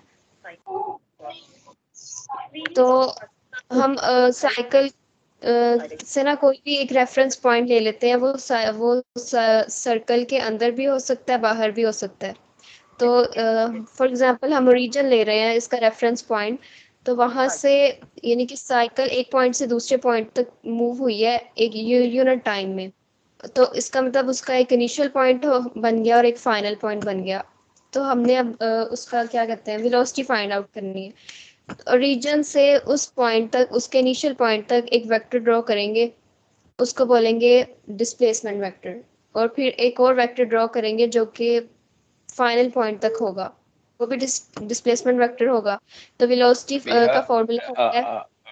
हमरा एक मिनट रुकिएगा प्लीज। अबीहा अगर आपको समझ किसी पॉइंट पे नहीं आती, आपने उसी पॉइंट पे क्वेश्चन करना है, वहीं रोकना है।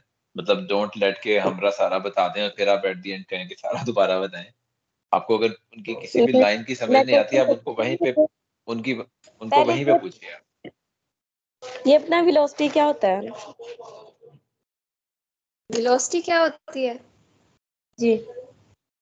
ये तो आप बताएं ना, वेलोसिटी क्या होती है? मैंने तो ये कभी पढ़ा ही नहीं।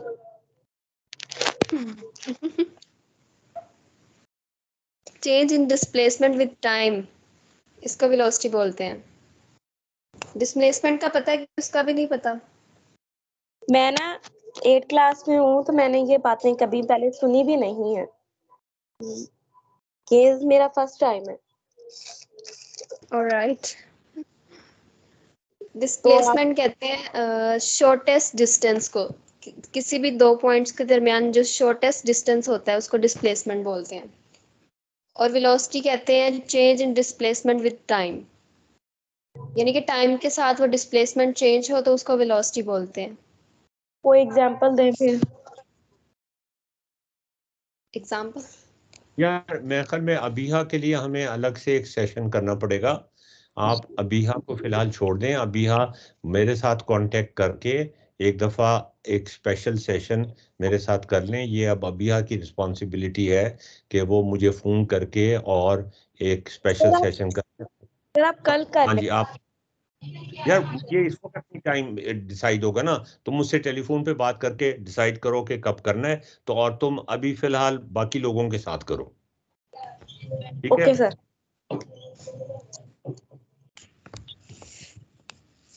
तो डिस्प्लेसमेंट वेक्टर ड्रॉ कर लिए, तो यूनिट टाइम में हमने वो ड्रॉ किए हैं, तो उनका जब निकालेंगे, डिफरेंस निकालेंगे इन यूनिट टाइम, तो उसकी वेलोसिटी आ जाएगी साइकिल की। वो जो मूव हुई है एक पॉइंट से दूसरे पॉइंट में, तो वहाँ पे हमें एक वेलोसिटी वेक्टर मिल जाएगा। और इसी तरह से हम डिफरेंट पॉइंट्स पे उसकी वेलोसिटीज निकाल लेंगे। तो वेलोसिटी, जब दो वेलोसिटीज का डिफरेंस निकालेंगे इन यूनिट टाइम, तो वो आ जाता है एक्सेलरेशन, और उसकी इक्वेशन सामने गिवन है। और ये बताएं कि ये डिफरेंशियल इक्वेशन कहाँ से आई है?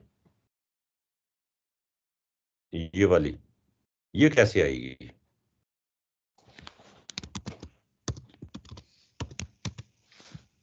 बताएं जी। ये जो डिफरेंशियल इक्वेशन है ये कहाँ से आई है?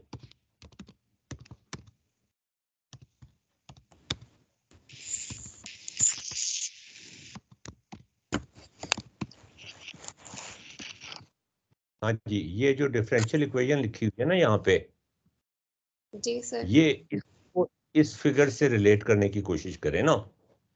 नवीद, जरा आप इनकी हेल्प कर दें इन दोनों चीजों को रिलेट करने में, because this is a complex task और अ क्रिटिकल टास्क के हम ये जो हमने डायग्राम बनाई हुई है ग्राफिकली, उससे डिफरेंशियल इक्वेशन कैसे निकालते हैं।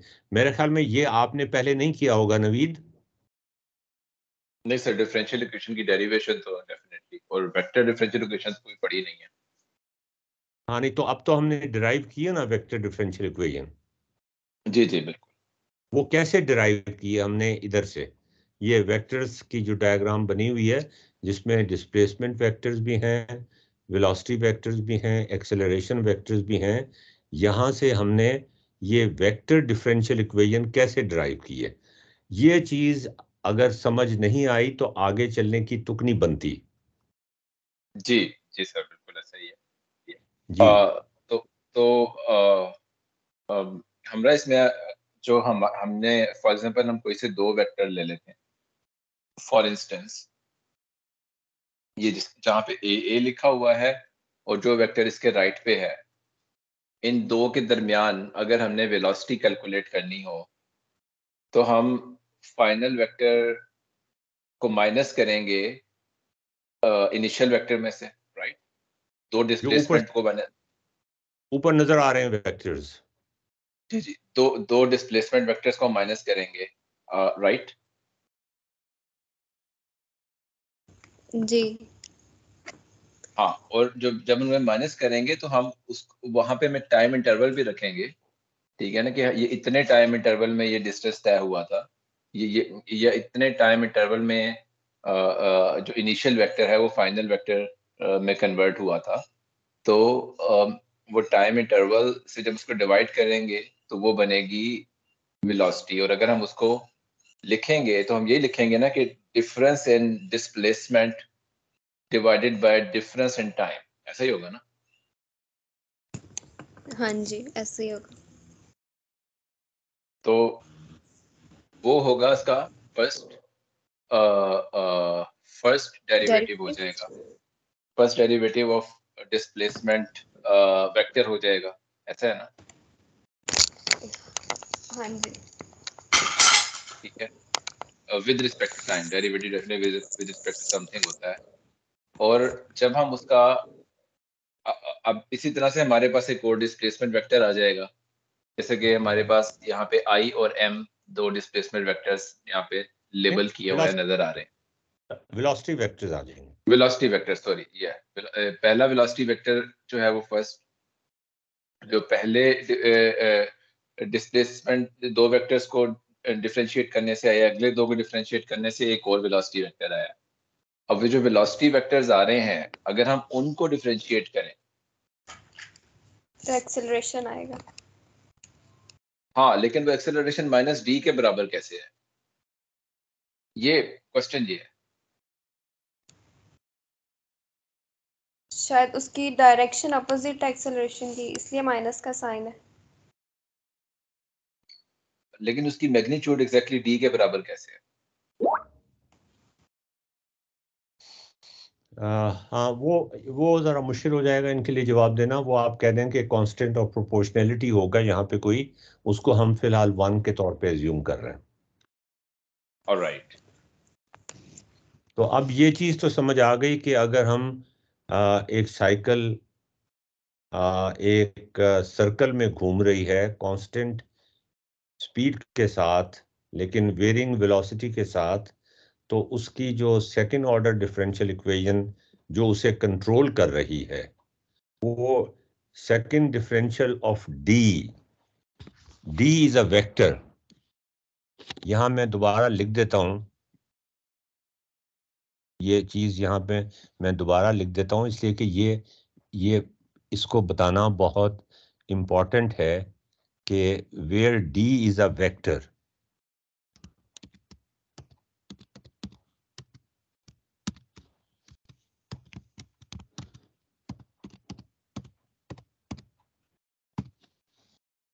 अच्छा, ये अब मैं ज़रा थोड़ा सा इसको बड़ा करके और इसको ये टेक्स्ट को, इस टेक्स्ट को, ये चीज़ बताना बड़ा ज़रूरी है। इसकी मैं आपको वजह बताता हूँ क्यों ज़रूरी है। यहाँ पर से यहाँ पर, यहाँ से यहाँ तक, ओहो,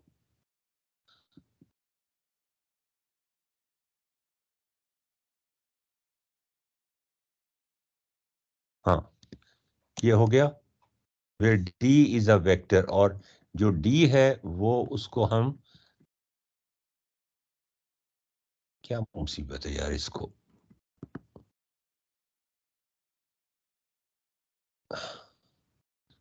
इसको मैं इटैलिक करना चाह रहा हूं।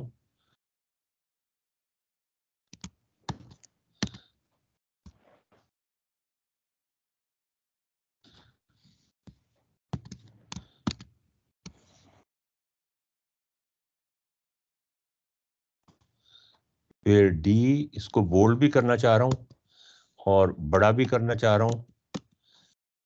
where D is a vector, is a displacement vector, is the displacement vector.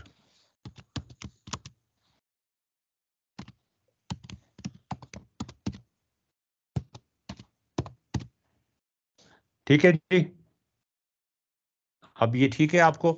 अब आपको ये बात, ये एसोसिएशन आपके दिमाग में बन गई है। जैसे सास के साथ एसोसिएशन होती है ना, कि जब सास आएगी तो घर में मुसीबत आ जाएगी। इसी तरह ये एसोसिएशन आपके दिमाग में बन जानी चाहिए कि अगर एक साइकिल, एक बाइक एक साइकिल में घूम रही है तो उसकी डिफरेंशियल इक्वेशन ये होगी। ये नवीद, ये सबको अब समझ आ गई है?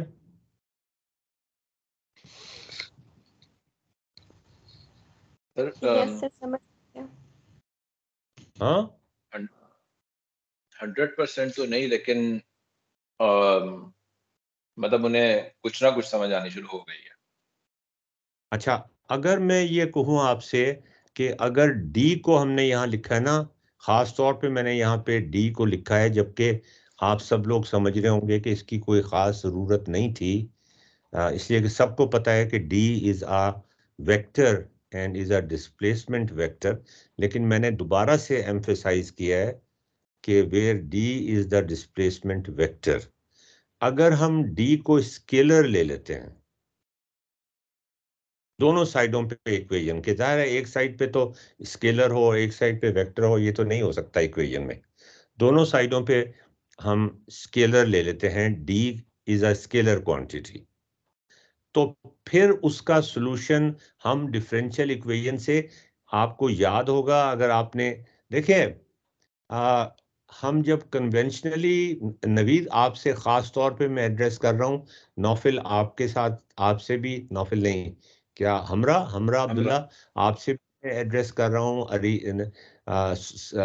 समीर से भी, अहमद से भी और बाकियों से भी, कि जो हम कन्वेंशनल एजुकेशन में, टेक्स्ट बुक्स में, लेक्चर्स में सुनते हैं ना, तो वो एक प्रॉब्लम से शुरू करते हैं और उसका सॉल्यूशन निकाल के कहते हैं लो जी इसका सॉल्यूशन आ गया। ऐसे ही होता है ना नवीद? जी सर, बिल्कुल सर। यहाँ पर हम आपसे एक और तरह की पेडागोजिकल एक्सरसाइज करवाना चाहते हैं, which is a recent pedagogical innovation, जो पेडागोजी में रोज रोज इनोवेशंस आ रही हैं। एक ये नई इनोवेशन आई है जिसको पहले मैथमेटिक्स में इनकॉर्पोरेट नहीं किया किसी ने, कि हमने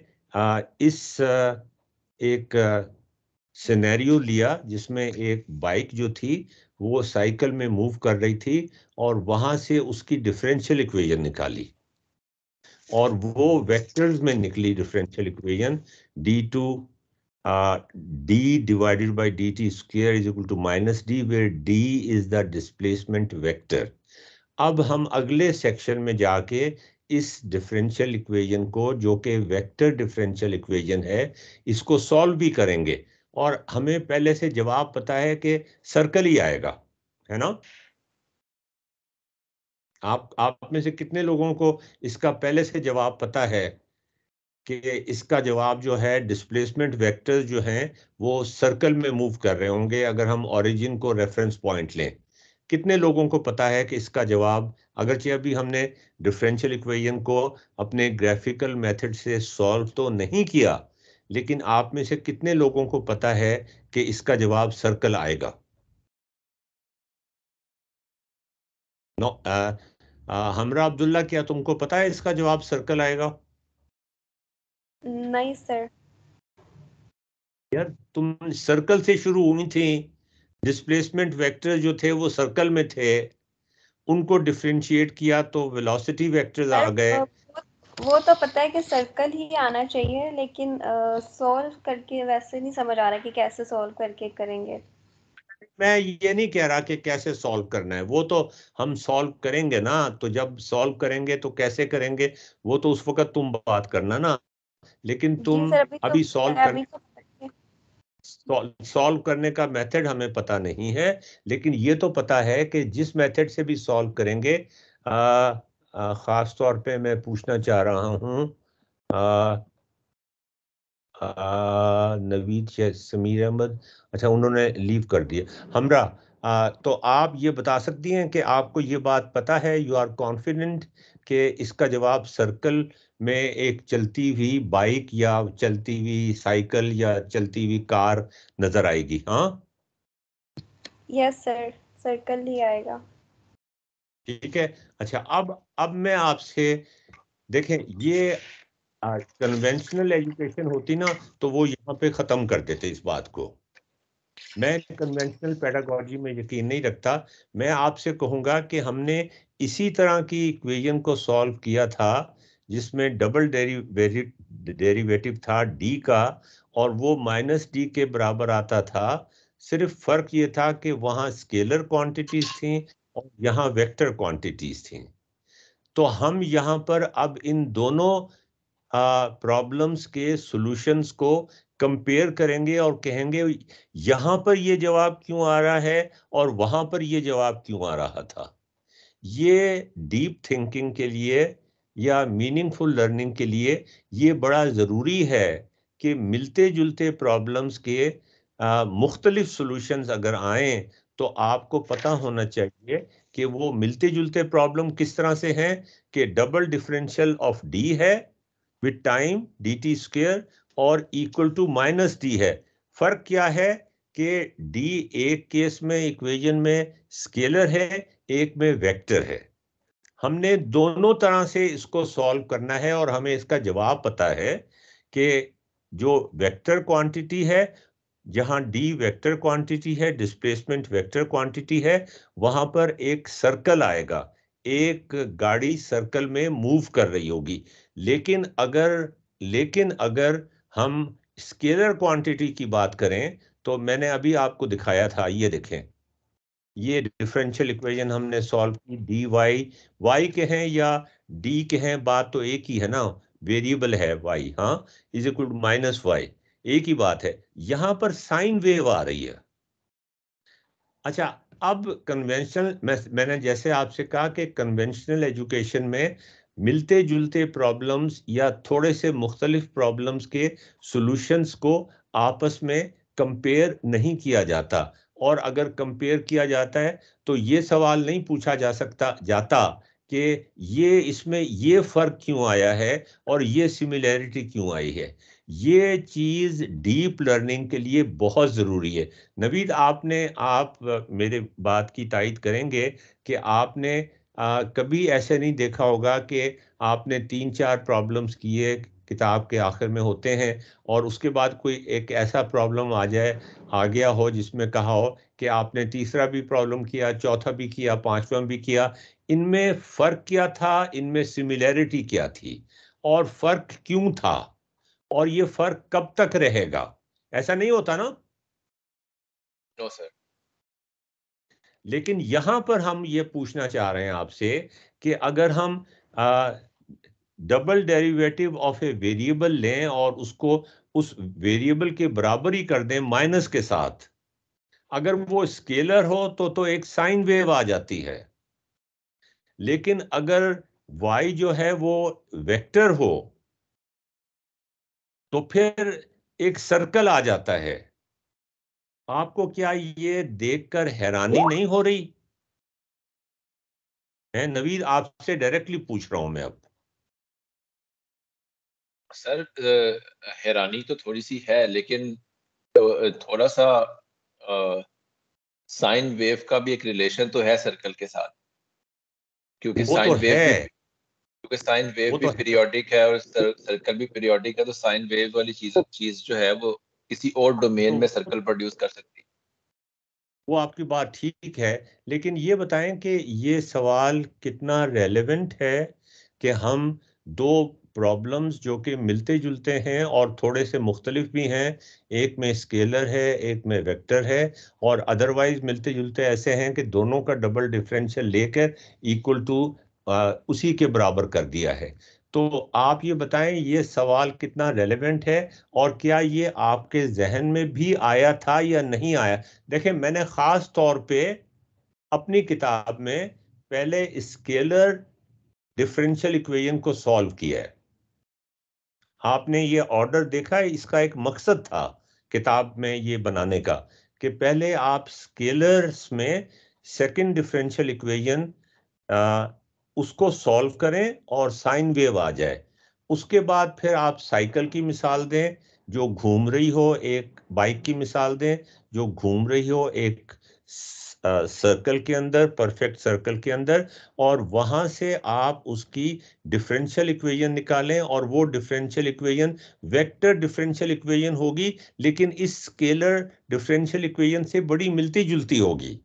और इसके बाद मैंने क्या किया अपनी किताब में, जो अभी हमने करना बाकी है इस वर्कशॉप में, कि उस सेकंड डिफरेंशियल इक्वेशन को दोबारा सॉल्व करेंगे, अगरचे हमें उसका रिजल्ट पहले से मालूम है। लेकिन क्या ये सवाल आपके ख्याल में रेलेवेंट है या नहीं? और ये चीज हम तकरीबन सब जगह कर सकते हैं कि मिलती जुलती इक्वेशंस के सॉल्यूशंस को आपस में कंपेयर करें, और अगर कोई फर्क है तो उस फर्क को देखने की कोशिश करें। वो आपने तो फौरन से साइन वेव का रिलेशनशिप सर्कल के साथ निकालना शुरू कर दिया ना, वो तो एक स्टेप आगे का था। मैं एक स्टेप पीछे जाके पूछना चाह रहा हूं कि क्या ये एक्सरसाइज जो है कि हम दोनों के सॉल्यूशंस को आपस में कंपेयर कर रहे हैं, और कंपेयर करके हम वजूहात निकाल रहे हैं कि इसकी क्या वजह है कि इसका सॉल्यूशन ऐसा है, इसकी क्या वजह है इसका सॉल्यूशन ऐसा है, ऐसा कब होता है, ऐसा कब नहीं होता, ऐसा क्यों होता है, ये मैं आपसे पूछना चाह रहा हूं। नवीद साहब, इसको जरा डिटेल से एक्सप्लेन कर दें, स्केलर के अंदर भी एक्सप्लेन कर दें और वेक्टर के अंदर भी एक्सप्लेन कर दें, और ये भी बता दें कि ये कितना रेलेवेंट प्रॉब्लम है फॉर डीप थिंकिंग या डीप लर्निंग। जी श्योर सर। जो आप कह रहे हैं एग्जैक्टली ये ऐसे ही बात है, और असल में नॉलेज जनरेट होता भी ऐसे ही है, और ये जिस नॉलेज को हम स्टडी कर रहे हैं देयर इज लाइक, अगर हम इसकी हिस्ट्री पढ़ें तो हम देखेंगे ये ऐसे ही जनरेट हुआ था कि जो लोग ये मैथमेटिशियंस थे या साइंसदान थे, वो किसी और प्रॉब्लम पे काम करते थे, और फिर किसी कोई और बंदा किसी और डोमेन पे काम करता था, और वो जब उसकी कंट्रीब्यूशंस को पढ़ता था तो वो उसमें से उसको नजर आता था कि इसमें से तो मेरे काम से रिलेटेड भी कुछ चीजें मौजूद हैं, और वो फिर उनको रिलेट करता था, और वो रिलेट करने से एक नई चीज बनती थी, और ऐसे ही नॉलेज आज तक प्रोपेगेट हुआ है आगे। तो जो जबकि जो हमारा यहाँ पे जो हमारा एजुकेशन सिस्टम है, उसके अंदर तो इस चीज को बिल्कुल भी फरामोश कर दिया गया है, और बिल्कुल भी मतलब रिलेशन निकालना दूर की बात, हम जो चीज पढ़ रहे हैं हमें तो उसी की वजह नहीं पता होती कि वो इटसेल्फ खुद क्या है।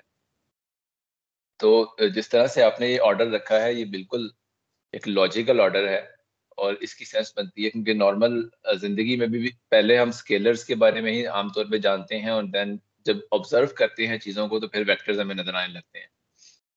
तो वो मौजूद वहीं पे होते हैं, लेकिन जो फर्स्ट ऑब्जर्वेशन हमारी जाती है वो स्केलर चीज़ों के ऊपर ही जाती है, और हम डायरेक्शन में इतना फोकस नहीं कर रहे होते, अगर समहाउ हम इसे इस्तेमाल भी कर रहे हो एट टाइम्स।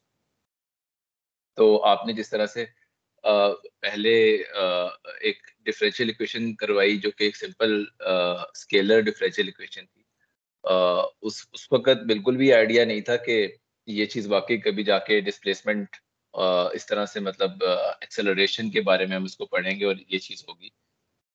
और नाउ जबकि हम इसे सेकंड ये जो वेक्टर डिफरेंशियल इक्वेशन को देख रहे हैं जो कि बिल्कुल सिमिलर इन शेप लग रही है, मतलब उसकी वेक्टर कॉपी लग रही है जो इक्वेशन हमने पहले सॉल्व की है इनिशियली। और और मतलब इसको बिल्कुल जब हम इसको ऑब्जर्व करेंगे तो इट्स रियली इम्पोर्टेंट।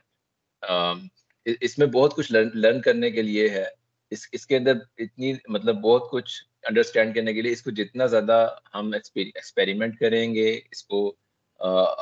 इसके जितने डिफरेंट हम एस्पेक्ट से देखते जाएंगे, हर लिसनर जो भी पार्टिसिपेंट है यहाँ पे, तो वो उससे बहुत कुछ ऐसे कॉन्सेप्ट्स हम सीखेंगे जो कि बाकी आने वाले मतलब जो चीज़ें भी हमने करनी है या पढ़नी है, इवन इस वर्कशॉप के बियॉन्ड भी है, मतलब अगर आप लोग इंटर कर रहे हैं या ग्रेजुएशन कर रहे हैं तो आपको कदम कदम पे ये चीज़ें हेल्पफुल आएंगी। अच्छा, आप जरा नवीद ये पढ़ दें आप, ये जो है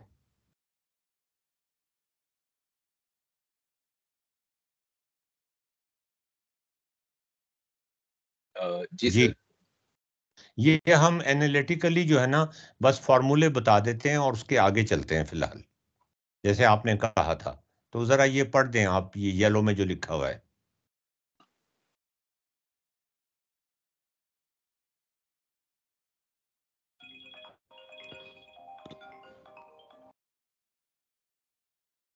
हाँ जी, हेलो।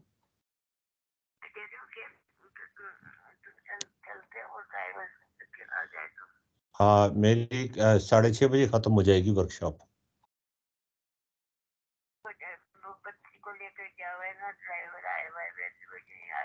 अच्छा, तो उनकी डॉक्टर की अपॉइंटमेंट का तो पता कर लो कब तक है, वरना मैंने तो उनसे कहा था मैं कल आऊंगा।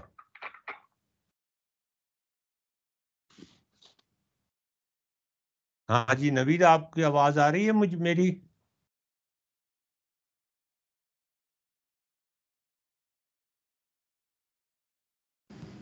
वो मीटिंग में नहीं है।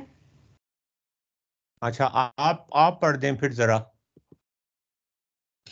सर ये पैराग्राफ रीड करना है।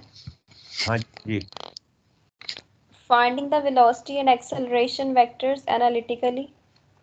The parametric equation for the displacement of a body moving in a circle are x d of t equal to r sine wt and y d of t is equal to r cos of wt as shown in brown figure. If we differentiate these equations, we get the parametric equation of tangential velocity of the body x v of t equal to r w cos wt and y v of t is equal to r w sine w of t as shown in minus minus r w sine w of t. If we further differentiate these parametric equations, we get the parametric equation for the acceleration vectors.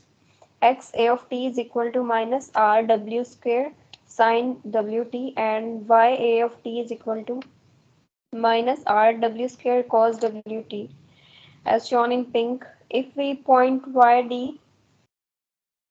with respect to xt, we get the brown circle. We plot y v with respect to xv, we get the velocity circle shown in सही क्या लिखा हुआ है? CYAN. cyan blue. Okay, if we plot the y of a with respect to xa, we get the acceleration circle shown in pink. The displacement vector, velocity vector and acceleration vector are shown in brown, cyan blue and the pink respectively. The magnitude of all these vectors doesn't change, but the direction is changing continuously, while the magnitude of acceleration vector is proportional to the radius of the circle in which a body is moving, but its direction is opposite to the displacement vectors. If we take W as equal to 1, then amplitude of the displacement vector and the acceleration vector will be same, but they would have opposite directions. So we can formulate the differential equation of motion of a bike with the following differential equation: d square d over dt square is equal to minus d. We shall solve this vector differential equation using our integrating graphical approach next. And d is the vector, the displacement vector. ये हमने analytically करने की कोशिश की है, ठीक है ना। अब ये आप आराम से पढ़ेंगी तो आपको ये बात समझ आएगी। ये भी जरा पढ़ दें, ये भी कंफ्यूजन हुआ था लास्ट टाइम। जी हेलो, क्या? अच्छा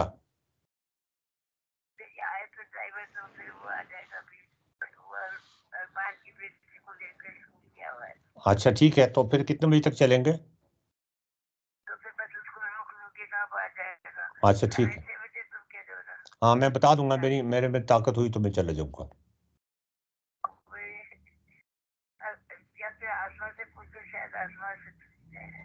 हाँ पूछ लो। हाँ जी, ये पढ़ें जरा। A question raised in our workshop regarding the point of reference. Before conducting the workshop and discussing about vector manipulation, I have absolutely no idea about the ignorance and my misconception of my participants about vector manipulation. Although I try to remain in close contact with the problems of learning mathematics at high school and college level, but I was caught in a complete surprise in my autumn workshop held on 25 October 2022. The participants have great difficulty in visualizing a displacement vector for a bike moving in a perfect circle. They have this widespread misconception that the displacement vector will passing through the current position of a bike toward the future position of the bike. In fact, they were confusing the displacement vector with the velocity vector. Another widespread एक minute, ये मेरे ख्याल में नवीद ने कहा था कि जो डिस्प्लेसमेंट वेक्टर है उसको उसकी बाइक की पोजीशन में से गुजरना चाहिए। नवीद ऐसा ही है ना? सर वो फिलहाल तो नहीं है। नहीं है अभी भी? आपको याद है ये नवीद ने कहा था, किसने कहा था कि जो डिस्प्लेसमेंट वेक्टर है उसको जो उसकी पोजीशन है बाइक की उसके अंदर से गुजरना चाहिए, उस पे टर्मिनेट नहीं होना चाहिए, जबकि हम ये कह रहे हैं कि उसको टर्मिनेट होना चाहिए।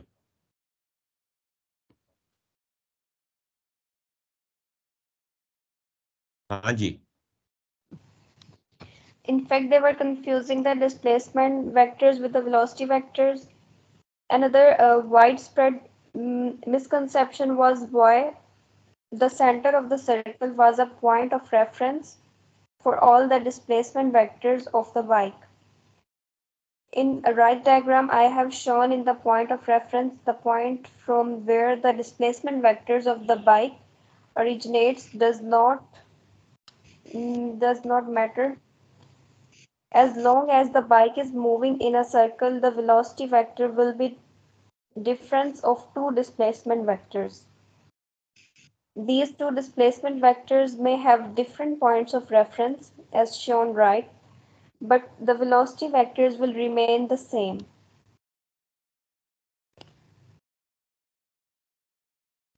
सर आगे क्या लिखा हुआ है, नजर नहीं आ रहा सही से। कहाँ पे? Surprisingly, this misconception was not depend upon whether a student passed from the top university in a big city or from C category college in the remote and oppressed place in Pakistan. हाँ जी, अब बताएं जी। अब आपको कोई before we start doing vector differential equations, vector differential equation हमने we have already done scalar differential equations, we have done vector differentiation analytically and graphically. Now we shall do vector differential equations. अब आप बताएं कि आप किस हद तक तैयार हैं, या हमें कुछ और चीज़ें रिव्यू करनी चाहिए, या कुछ चीज़ों को दोबारा से डिस्कस कर लेना चाहिए आगे बढ़ने से पहले। ये अब आपका काम है, वरना फिर you see this is a very important and critical subject and topic. तो अब आप ये प्रॉब्लम देख लें पहले, और उसके बाद मुझे बताइएगा कि इस प्रॉब्लम को सॉल्व करने की हिम्मत करने से पहले क्या आपको कुछ मजीद तैयारी की जरूरत है कि नहीं है। So please read this again. जी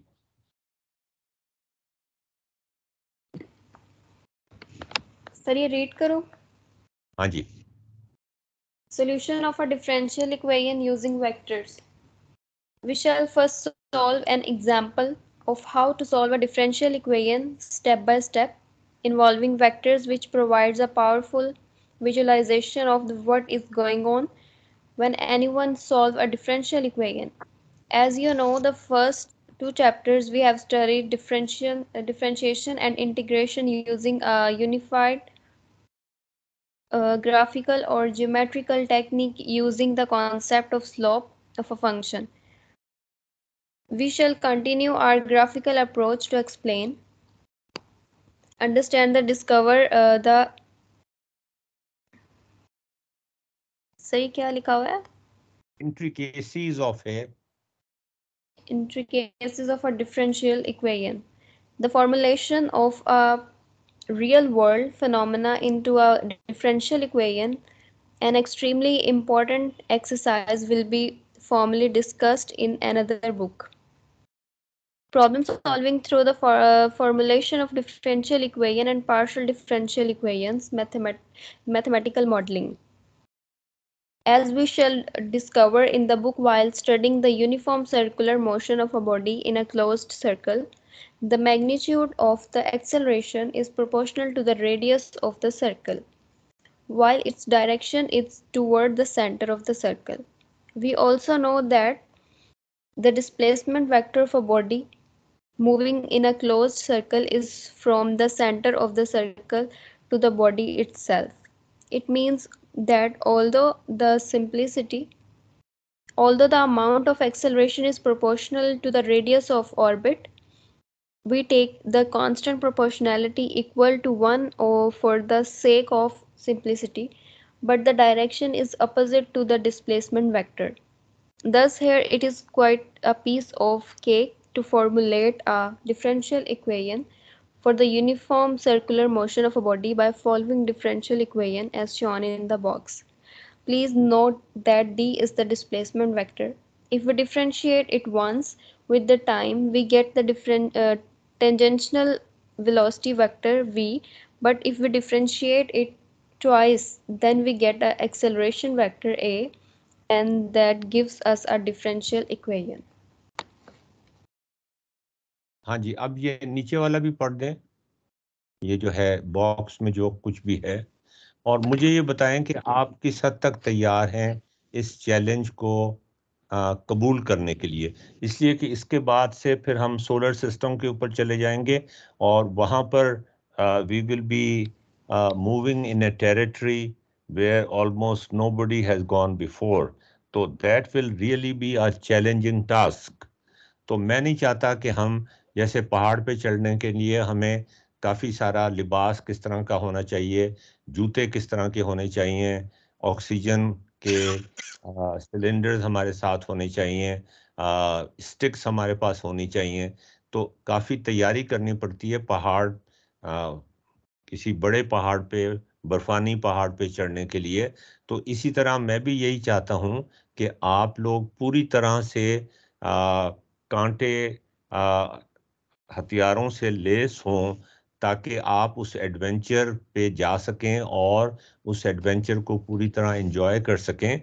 आपको वो पूरी प्रायर नॉलेज होनी चाहिए और उन तमाम टूल्स जो हम इस्तेमाल करते आए हैं उनकी एक्सपर्टीज होनी चाहिए। अगर वो नहीं होगी तो आप एंजॉय भी नहीं कर सकेंगे और अंडरस्टैंड भी नहीं कर सकेंगे। तो हम 1 या 2 लेक्चर्स हम रख सकते हैं, हम रुक सकते हैं। हमारा 15 दिसंबर तक ये वर्कशॉप चल रही है, जो सबसे लंबी वर्कशॉप है 3 महीने की, कि हम आपके जो मिसकंसेप्शंस हैं, पुराने मिसकंसेप्शंस हैं, जो बहुत सारे हैं। अबीहा शाहिद तो 8वीं जमात की हैं, उनके तो अलग से करने पड़ेंगे मिसकंसेप्शंस दूर। लेकिन आप लोग जो ग्रेजुएट करने वाले हैं या कर रहे हैं, उन्होंने तो कैलकुलस का 1 कोर्स यूनिवर्सिटी में भी पढ़ा हुआ है, 1 या 2 कोर्स, और एफएससी और मैट्रिक में भी ये चीज़ें की हुई हैं। तो आप लोगों के लिए भी अगर कोई मसला आ रहा है तो मुझे फ्रैंकली बता दें। This is not a workshop जिसमें आप खामोशी से बैठ के ये कहते हैं सब ठीक है, सब ठीक है। फिर जब हम उस एडवेंचर की तरफ जाएंगे, और आप याद रखें कि आपने ही हमसे कहा था, आपने ही मुझसे कहा था कि हम हेवनली बॉडीज की जो डिफरेंशियल इक्वेशन जो उनको कंट्रोल करती हैं वो डिस्कस करना चाहते हैं डिटेल में। हम पार्शियल डिफरेंशियल इक्वेशंस को इतना ज़्यादा एम्फेसाइज नहीं करना चाहते। तो मैंने तो आपके ही क्या कहना चाहिए, आपके ही पसंद का ख्याल रखते हुए, चॉइस का ख्याल रखते हुए ये डायरेक्शन चूज की है। लेकिन इस डायरेक्शन पे चलने के लिए आपके रास्ते में बहुत सारे कांटे आएंगे, आपके रास्ते में काफ़ी सारी मुश्किलात या हर्डल्स आएंगी। उन हर्डल्स को कंप्लीट करने के लिए आपको पूरी तरह से अपने हथियारों से लेस होना चाहिए। अब अगर कोई कमी बेशी रह गई है तो आपको चाहिए कि आज की क्लास के बाद पिछले 2-3 लेक्चर्स को आप रिव्यू कर लें, ताकि अगर उनमें कोई कमी बेशी रह गई है तो हम एक स्पेशल सेक्शन अगले हफ्ते के लिए कर लें पूरा। मतलब कहने का यह है कि आज क्या डेट है, आज 27 तारीख है, आज 27 तारीख है। तो अब 3 तारीख तक, नवंबर की 3 तारीख तक हम इन्हीं चीज़ों को रिपीट करते रहें। मैं ये नहीं चाहता कि लेक्चर को किया जाए पूरा, उन मसाइल को रिपीट करते चल रहें जो आपको तंग कर रहे हैं। इसलिए कि आगे का सफर जो है वो नामुमकिन हो जाएगा अगर हम पूरी तरह से तैयारी हमने ना की हो। देखिए, ये आपने इम्तिहान तो कोई पास करना नहीं है इस वर्कशॉप के आखिर में। अब बात तो यह है कि आप वो जो सोलर सिस्टम के अंदर या जो यूनिवर्स का रिदम के अंदर जो सीक्रेट्स छुपे हुए हैं उनको हमने डिस्कस करना है, और उनको डिस्कस करने के लिए हमें डिफरेंशियल इक्वेशंस और वेक्टर डिफरेंशियल इक्वेशंस का आना, समझना, उनको फॉर्मुलेट करना, उनके दरमियान जो डिफरेंसेस हैं मुख्तलिफ वेक्टर डिफरेंशियल इक्वेशंस के दरमियान, उन डिफरेंसेस के वजह से सॉल्यूशन पे क्या फ़र्क पड़ता है, उनको अप्रिशिएट करना। ये चीज़ें जितनी आपको अच्छी तरह आती होंगी उतना ही आप इस आगे के सफ़र को एंजॉय कर सकते हैं। तो नौफिल नहीं, क्या नाम है, अब्दुल्ला का पूरा नाम क्या है? हमरा। हाँ, तुम बताओ कि क्या। हाँ जी, हेलो।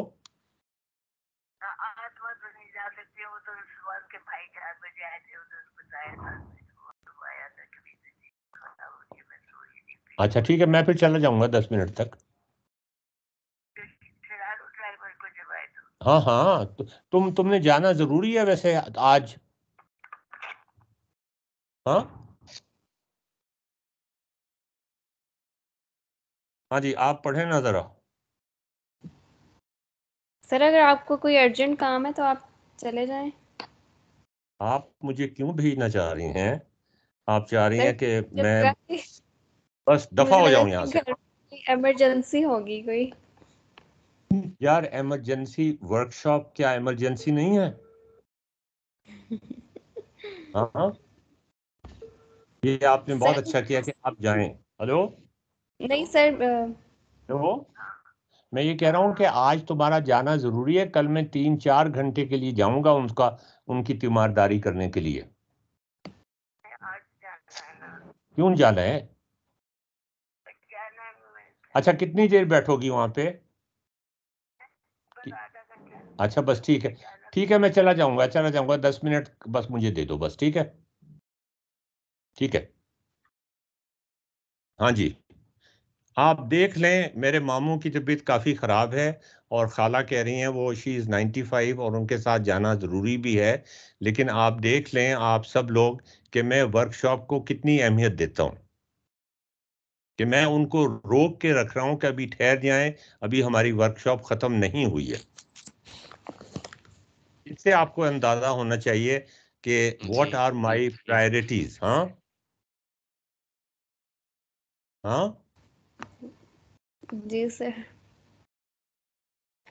मतलब ये है सर कि बाज़ दफ़ा ऐसा भी हुआ है कि मेरे बेटे की मंगनी थी। मैं बहुत पुरानी बात कर रहा हूँ, लम्स में 20-25 साल पुरानी बात कर रहा हूँ। तो बेटे की मंगनी थी और आ, मैं उस मंगनी में नहीं गया इसलिए कि शाम को मेरी क्लास हुआ करती थी। तो वो जो होने वाले ससुर थे मेरे बेटे के, उन्होंने हमारे एक कजिन को फ़ोन किया। उन्होंने कहा कि क्या उनको कोई नाराज़गी है कि वो नहीं आए, क्या वो इस शादी से खुश नहीं हैं, क्या वजह है, क्या चक्कर है, मंगनी में वो क्यों नहीं आए? तो उन्होंने कहा जी उनकी लम्स में क्लास थी। तो उन्होंने कहा जी क्लास को पोस्टपोन कर देते। उन्होंने कहा जी वो क्लास को पोस्टपोन कभी नहीं करेंगे। उसके बाद आपको मैं एक और बात भी बताऊं, मेरी मदर की डेथ हो गई थी कोई 4 साल पहले। जून का महीना था, रमज़ान का महीना था और उनका जनाजा जोहर की नमाज के वक्त था। और उस दिन जब उनका जनाजा रखा हुआ था, लोग अफसोस करने के लिए आ रहे थे, उस वक्त मैं यूनिवर्सिटी में जाकर क्लास ले रहा था। और फिर वहां क्लास में मुझे फोन आने शुरू हुए कि अब जनाजा उठाया जा रहा है, अब तो आ जाएं।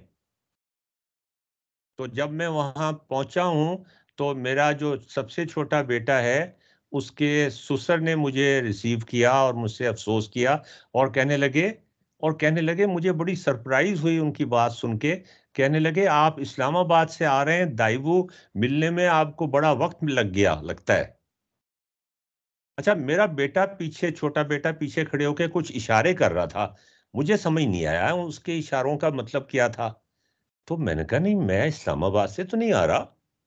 वो पीछे से उसने कहा आपने तो भांडा फोड़ दिया हमारा, हमने तो यहाँ ये भांडा लगाया हुआ था कि वो इस्लामाबाद गए हुए थे वहां से आ रहे हैं, हमें तो शर्म आ रही थी ये बताते हुए कि आज आपकी मदर की डेथ हुई है, तो आज भी आप क्लास लेने गए हुए हैं।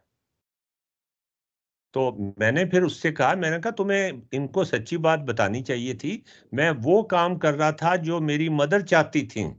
She was also a professor और अब उनकी डेथ हो चुकी है, तो मैंने एग्जैक्टली वही काम किया जो इस वक्त मरने के बाद भी वो ये सोच के खुश हो रही होंगी कि मेरे बेटे ने अपनी क्लास नहीं छोड़ी।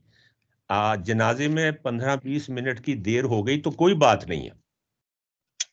तो इससे आप अंदाजा लगाएं कि मेरी 50 साल की जो टीचिंग एक्सपीरियंस है उसके अंदर क्लासरूम की अहमियत जो थी वो कितनी ज्यादा थी। हाँ हाँ जी, सब सब लोग चले गए छोड़ के, क्या बात हो गई, बोल नहीं रहा कोई भी? नहीं नहीं सर सर इधर मौजूद ही है। कोई कमेंट पास नहीं किया आपने कि आपने बड़ा गलत काम किया कि आपकी अम्मी का जनाजा रखा हुआ था और आप कितने बेशर्म हैं कि क्लास ले रहे थे। जी सर मुझे हाँ, ऐसा लग रहा है कि क्या आपको ऐसा नहीं करना चाहिए था। नहीं करना चाहिए था ना? जी मुझे कुछ लोगों ने कहा बड़े बेगैरत इंसान है, मैंने कहा उसमें तो कोई शक की बात नहीं कि मैं बड़ा बेगैरत इंसान हूँ।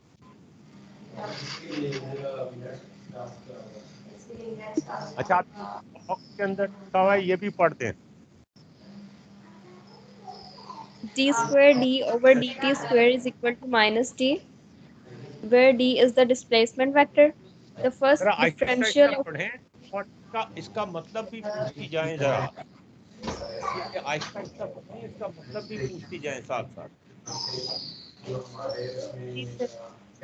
सर किसी का माइक ऑन है तो वो शोर आ रहा है, तो उनसे कहीं पे आप कह देना। सर हो गया, ठीक है। The first differential vector d with respect to time is the velocity vector v. The second differential of vector d with respect to time is acceleration vector a. The inputs are as follows. First, d of 0 at time 0 is given. D of d by dt at the time 0 is given. That means velocity at t is equal to 0 is given. We know that the acceleration is given by the top equation. The output of our solution is to find the vector d at any time t greater than 0. We shall describe a graphical solution to this problem. Sir ऊपर वाले paragraph में एक question था मेरा, ऊपर वाले paragraph में। बताइए। सर उसमें रेडियस की बात हुई थी, हालांकि हमने तो रेडियस का कुछ डिस्कस नहीं किया था कल। अच्छा, मैं चलूंगा भाई, मैं तैयार हूँ अस्मा। मैं ना जरा बता दो उनको मैं तैयार हूँ। हाँ जी, रेडियस की बात की थी। आप रेडियस को डिस्प्लेसमेंट ही समझे ना। रेडियस का मतलब ये है कि गाड़ी जो है वो सर्कल की जो बाउंड्री है उसके ऊपर खड़ी हुई है ना, तो जब सेंटर से हम उसका डिस्प्लेसमेंट लेंगे तो वो रेडियस ही होगा ना। लेकिन सर हम बाहर से भी तो एक रेफरेंस पॉइंट ले रहे थे, तो उसका रेडियस से तो कोई लिंक नहीं है, वो तो रेडियस नहीं है। अगर हम बाहर से लेंगे तो फिर हालात बदल जाएंगे। आपकी बात ठीक है, मैं ये एज्यूम कर रहा हूं कि बाहर से नहीं ले रहे हम। ठीक है जी सर, ठीक है। तो हम अगर बाहर से लेंगे तो हालात बदल जाएंगे। आपकी बिल्कुल ये ऑब्जर्वेशन बिल्कुल ठीक है, and I appreciate the question. आगे चले। आप लोगों से पूछें कि उनको कोई इसमें परेशानी आ रही है। अगर आ रही है तो वो नोट कर लें और मुझे मेल कर दें, ताकि अगले हफ्ते हमने क्या करना है वो हम डिसाइड कर लें। हाँ ओके सर।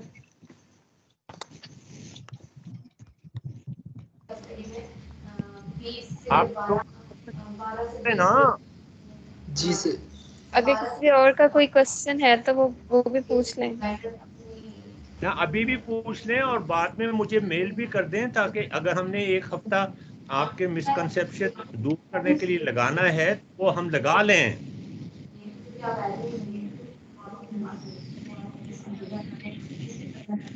Okay sir. जो सवाल है वो अपने दिमाग में ना रखें, बताती जाएं।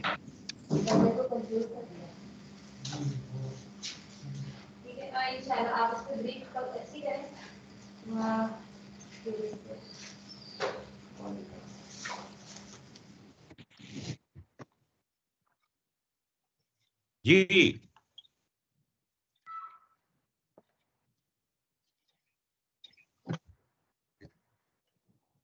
हाँ जी, बोलते जाए ना, जो आपके कंफ्यूजन हैं वो बोलते जाए ना।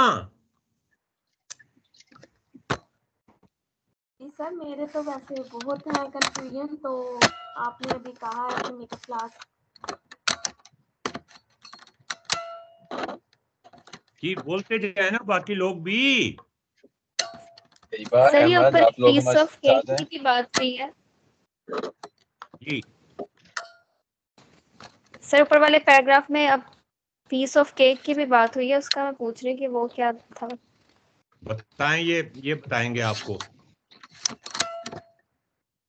नवीद साहब ने ज्वाइन कर लिया ना? जी सर, मैंने अभी ज्वाइन किया है दोबारा। मतलब वो पहले तो इंटरनेट का इशू था, मुझे कुछ हाँ, हिस्सा तो बीच में से मिस हो गया था। आप जरा बता रहे हैं इनको।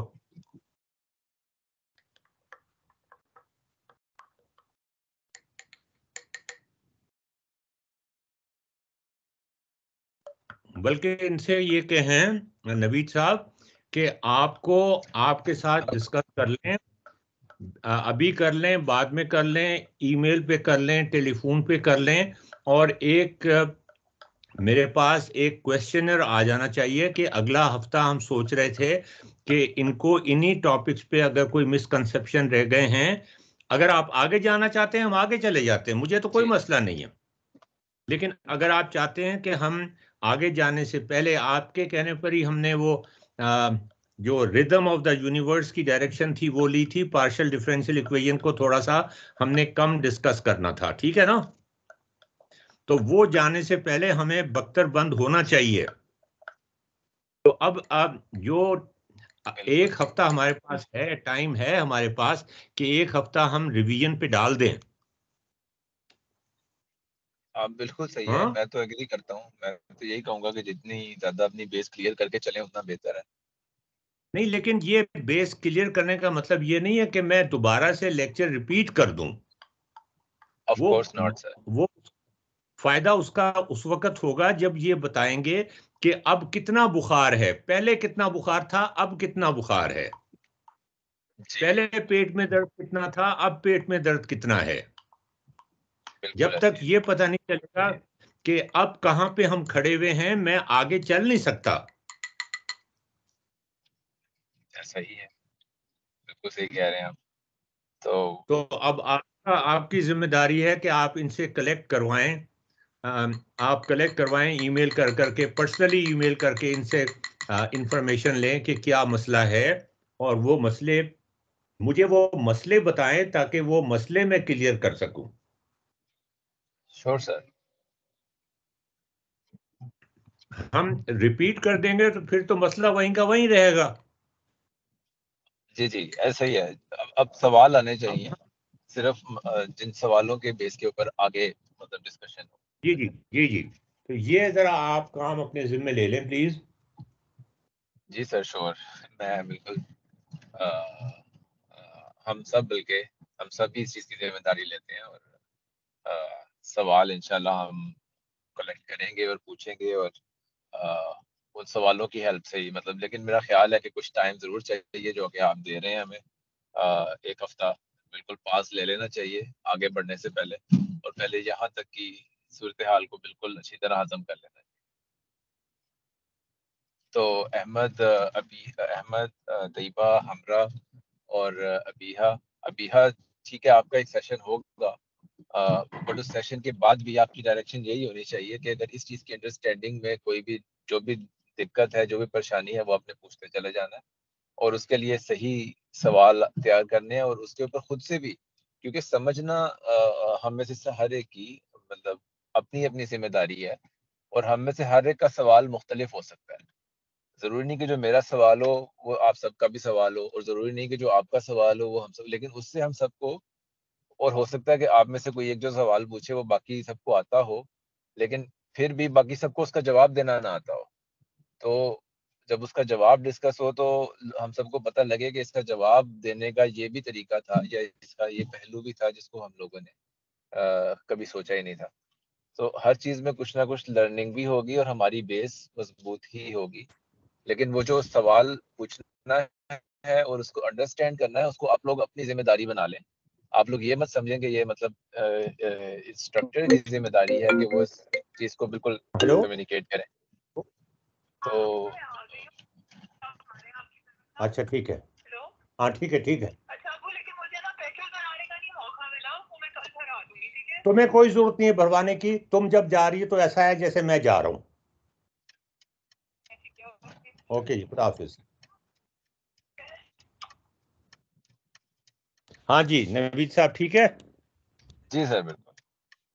तो अब ये मेरे पास देखें, ये मैं जितनी मेहनत कर रहा हूं, मैं ये नहीं कह रहा मैं बहुत मेहनत कर रहा हूं, लेकिन जितनी भी मेहनत मैं करूं वो बेकार जाएगी जब तक आप अपने सवालों पे मेहनत नहीं करेंगे।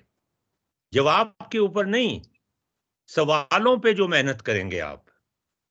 जी सर।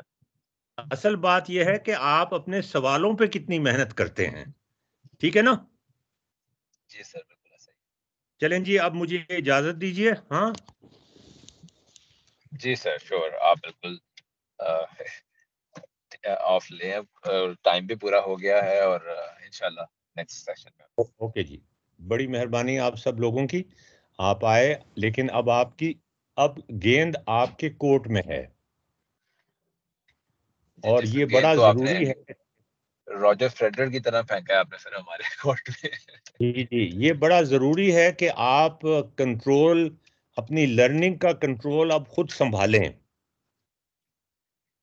ताकि मुझे पता चल सके कि मैं कहां आपकी हेल्प कर सकता हूं, वरना तो मैं अंधेरे में टामक टोइयां मार रहूंगा। ओके जी, बिल्कुल sir, it's too difficult without. खुदा। Okay sir.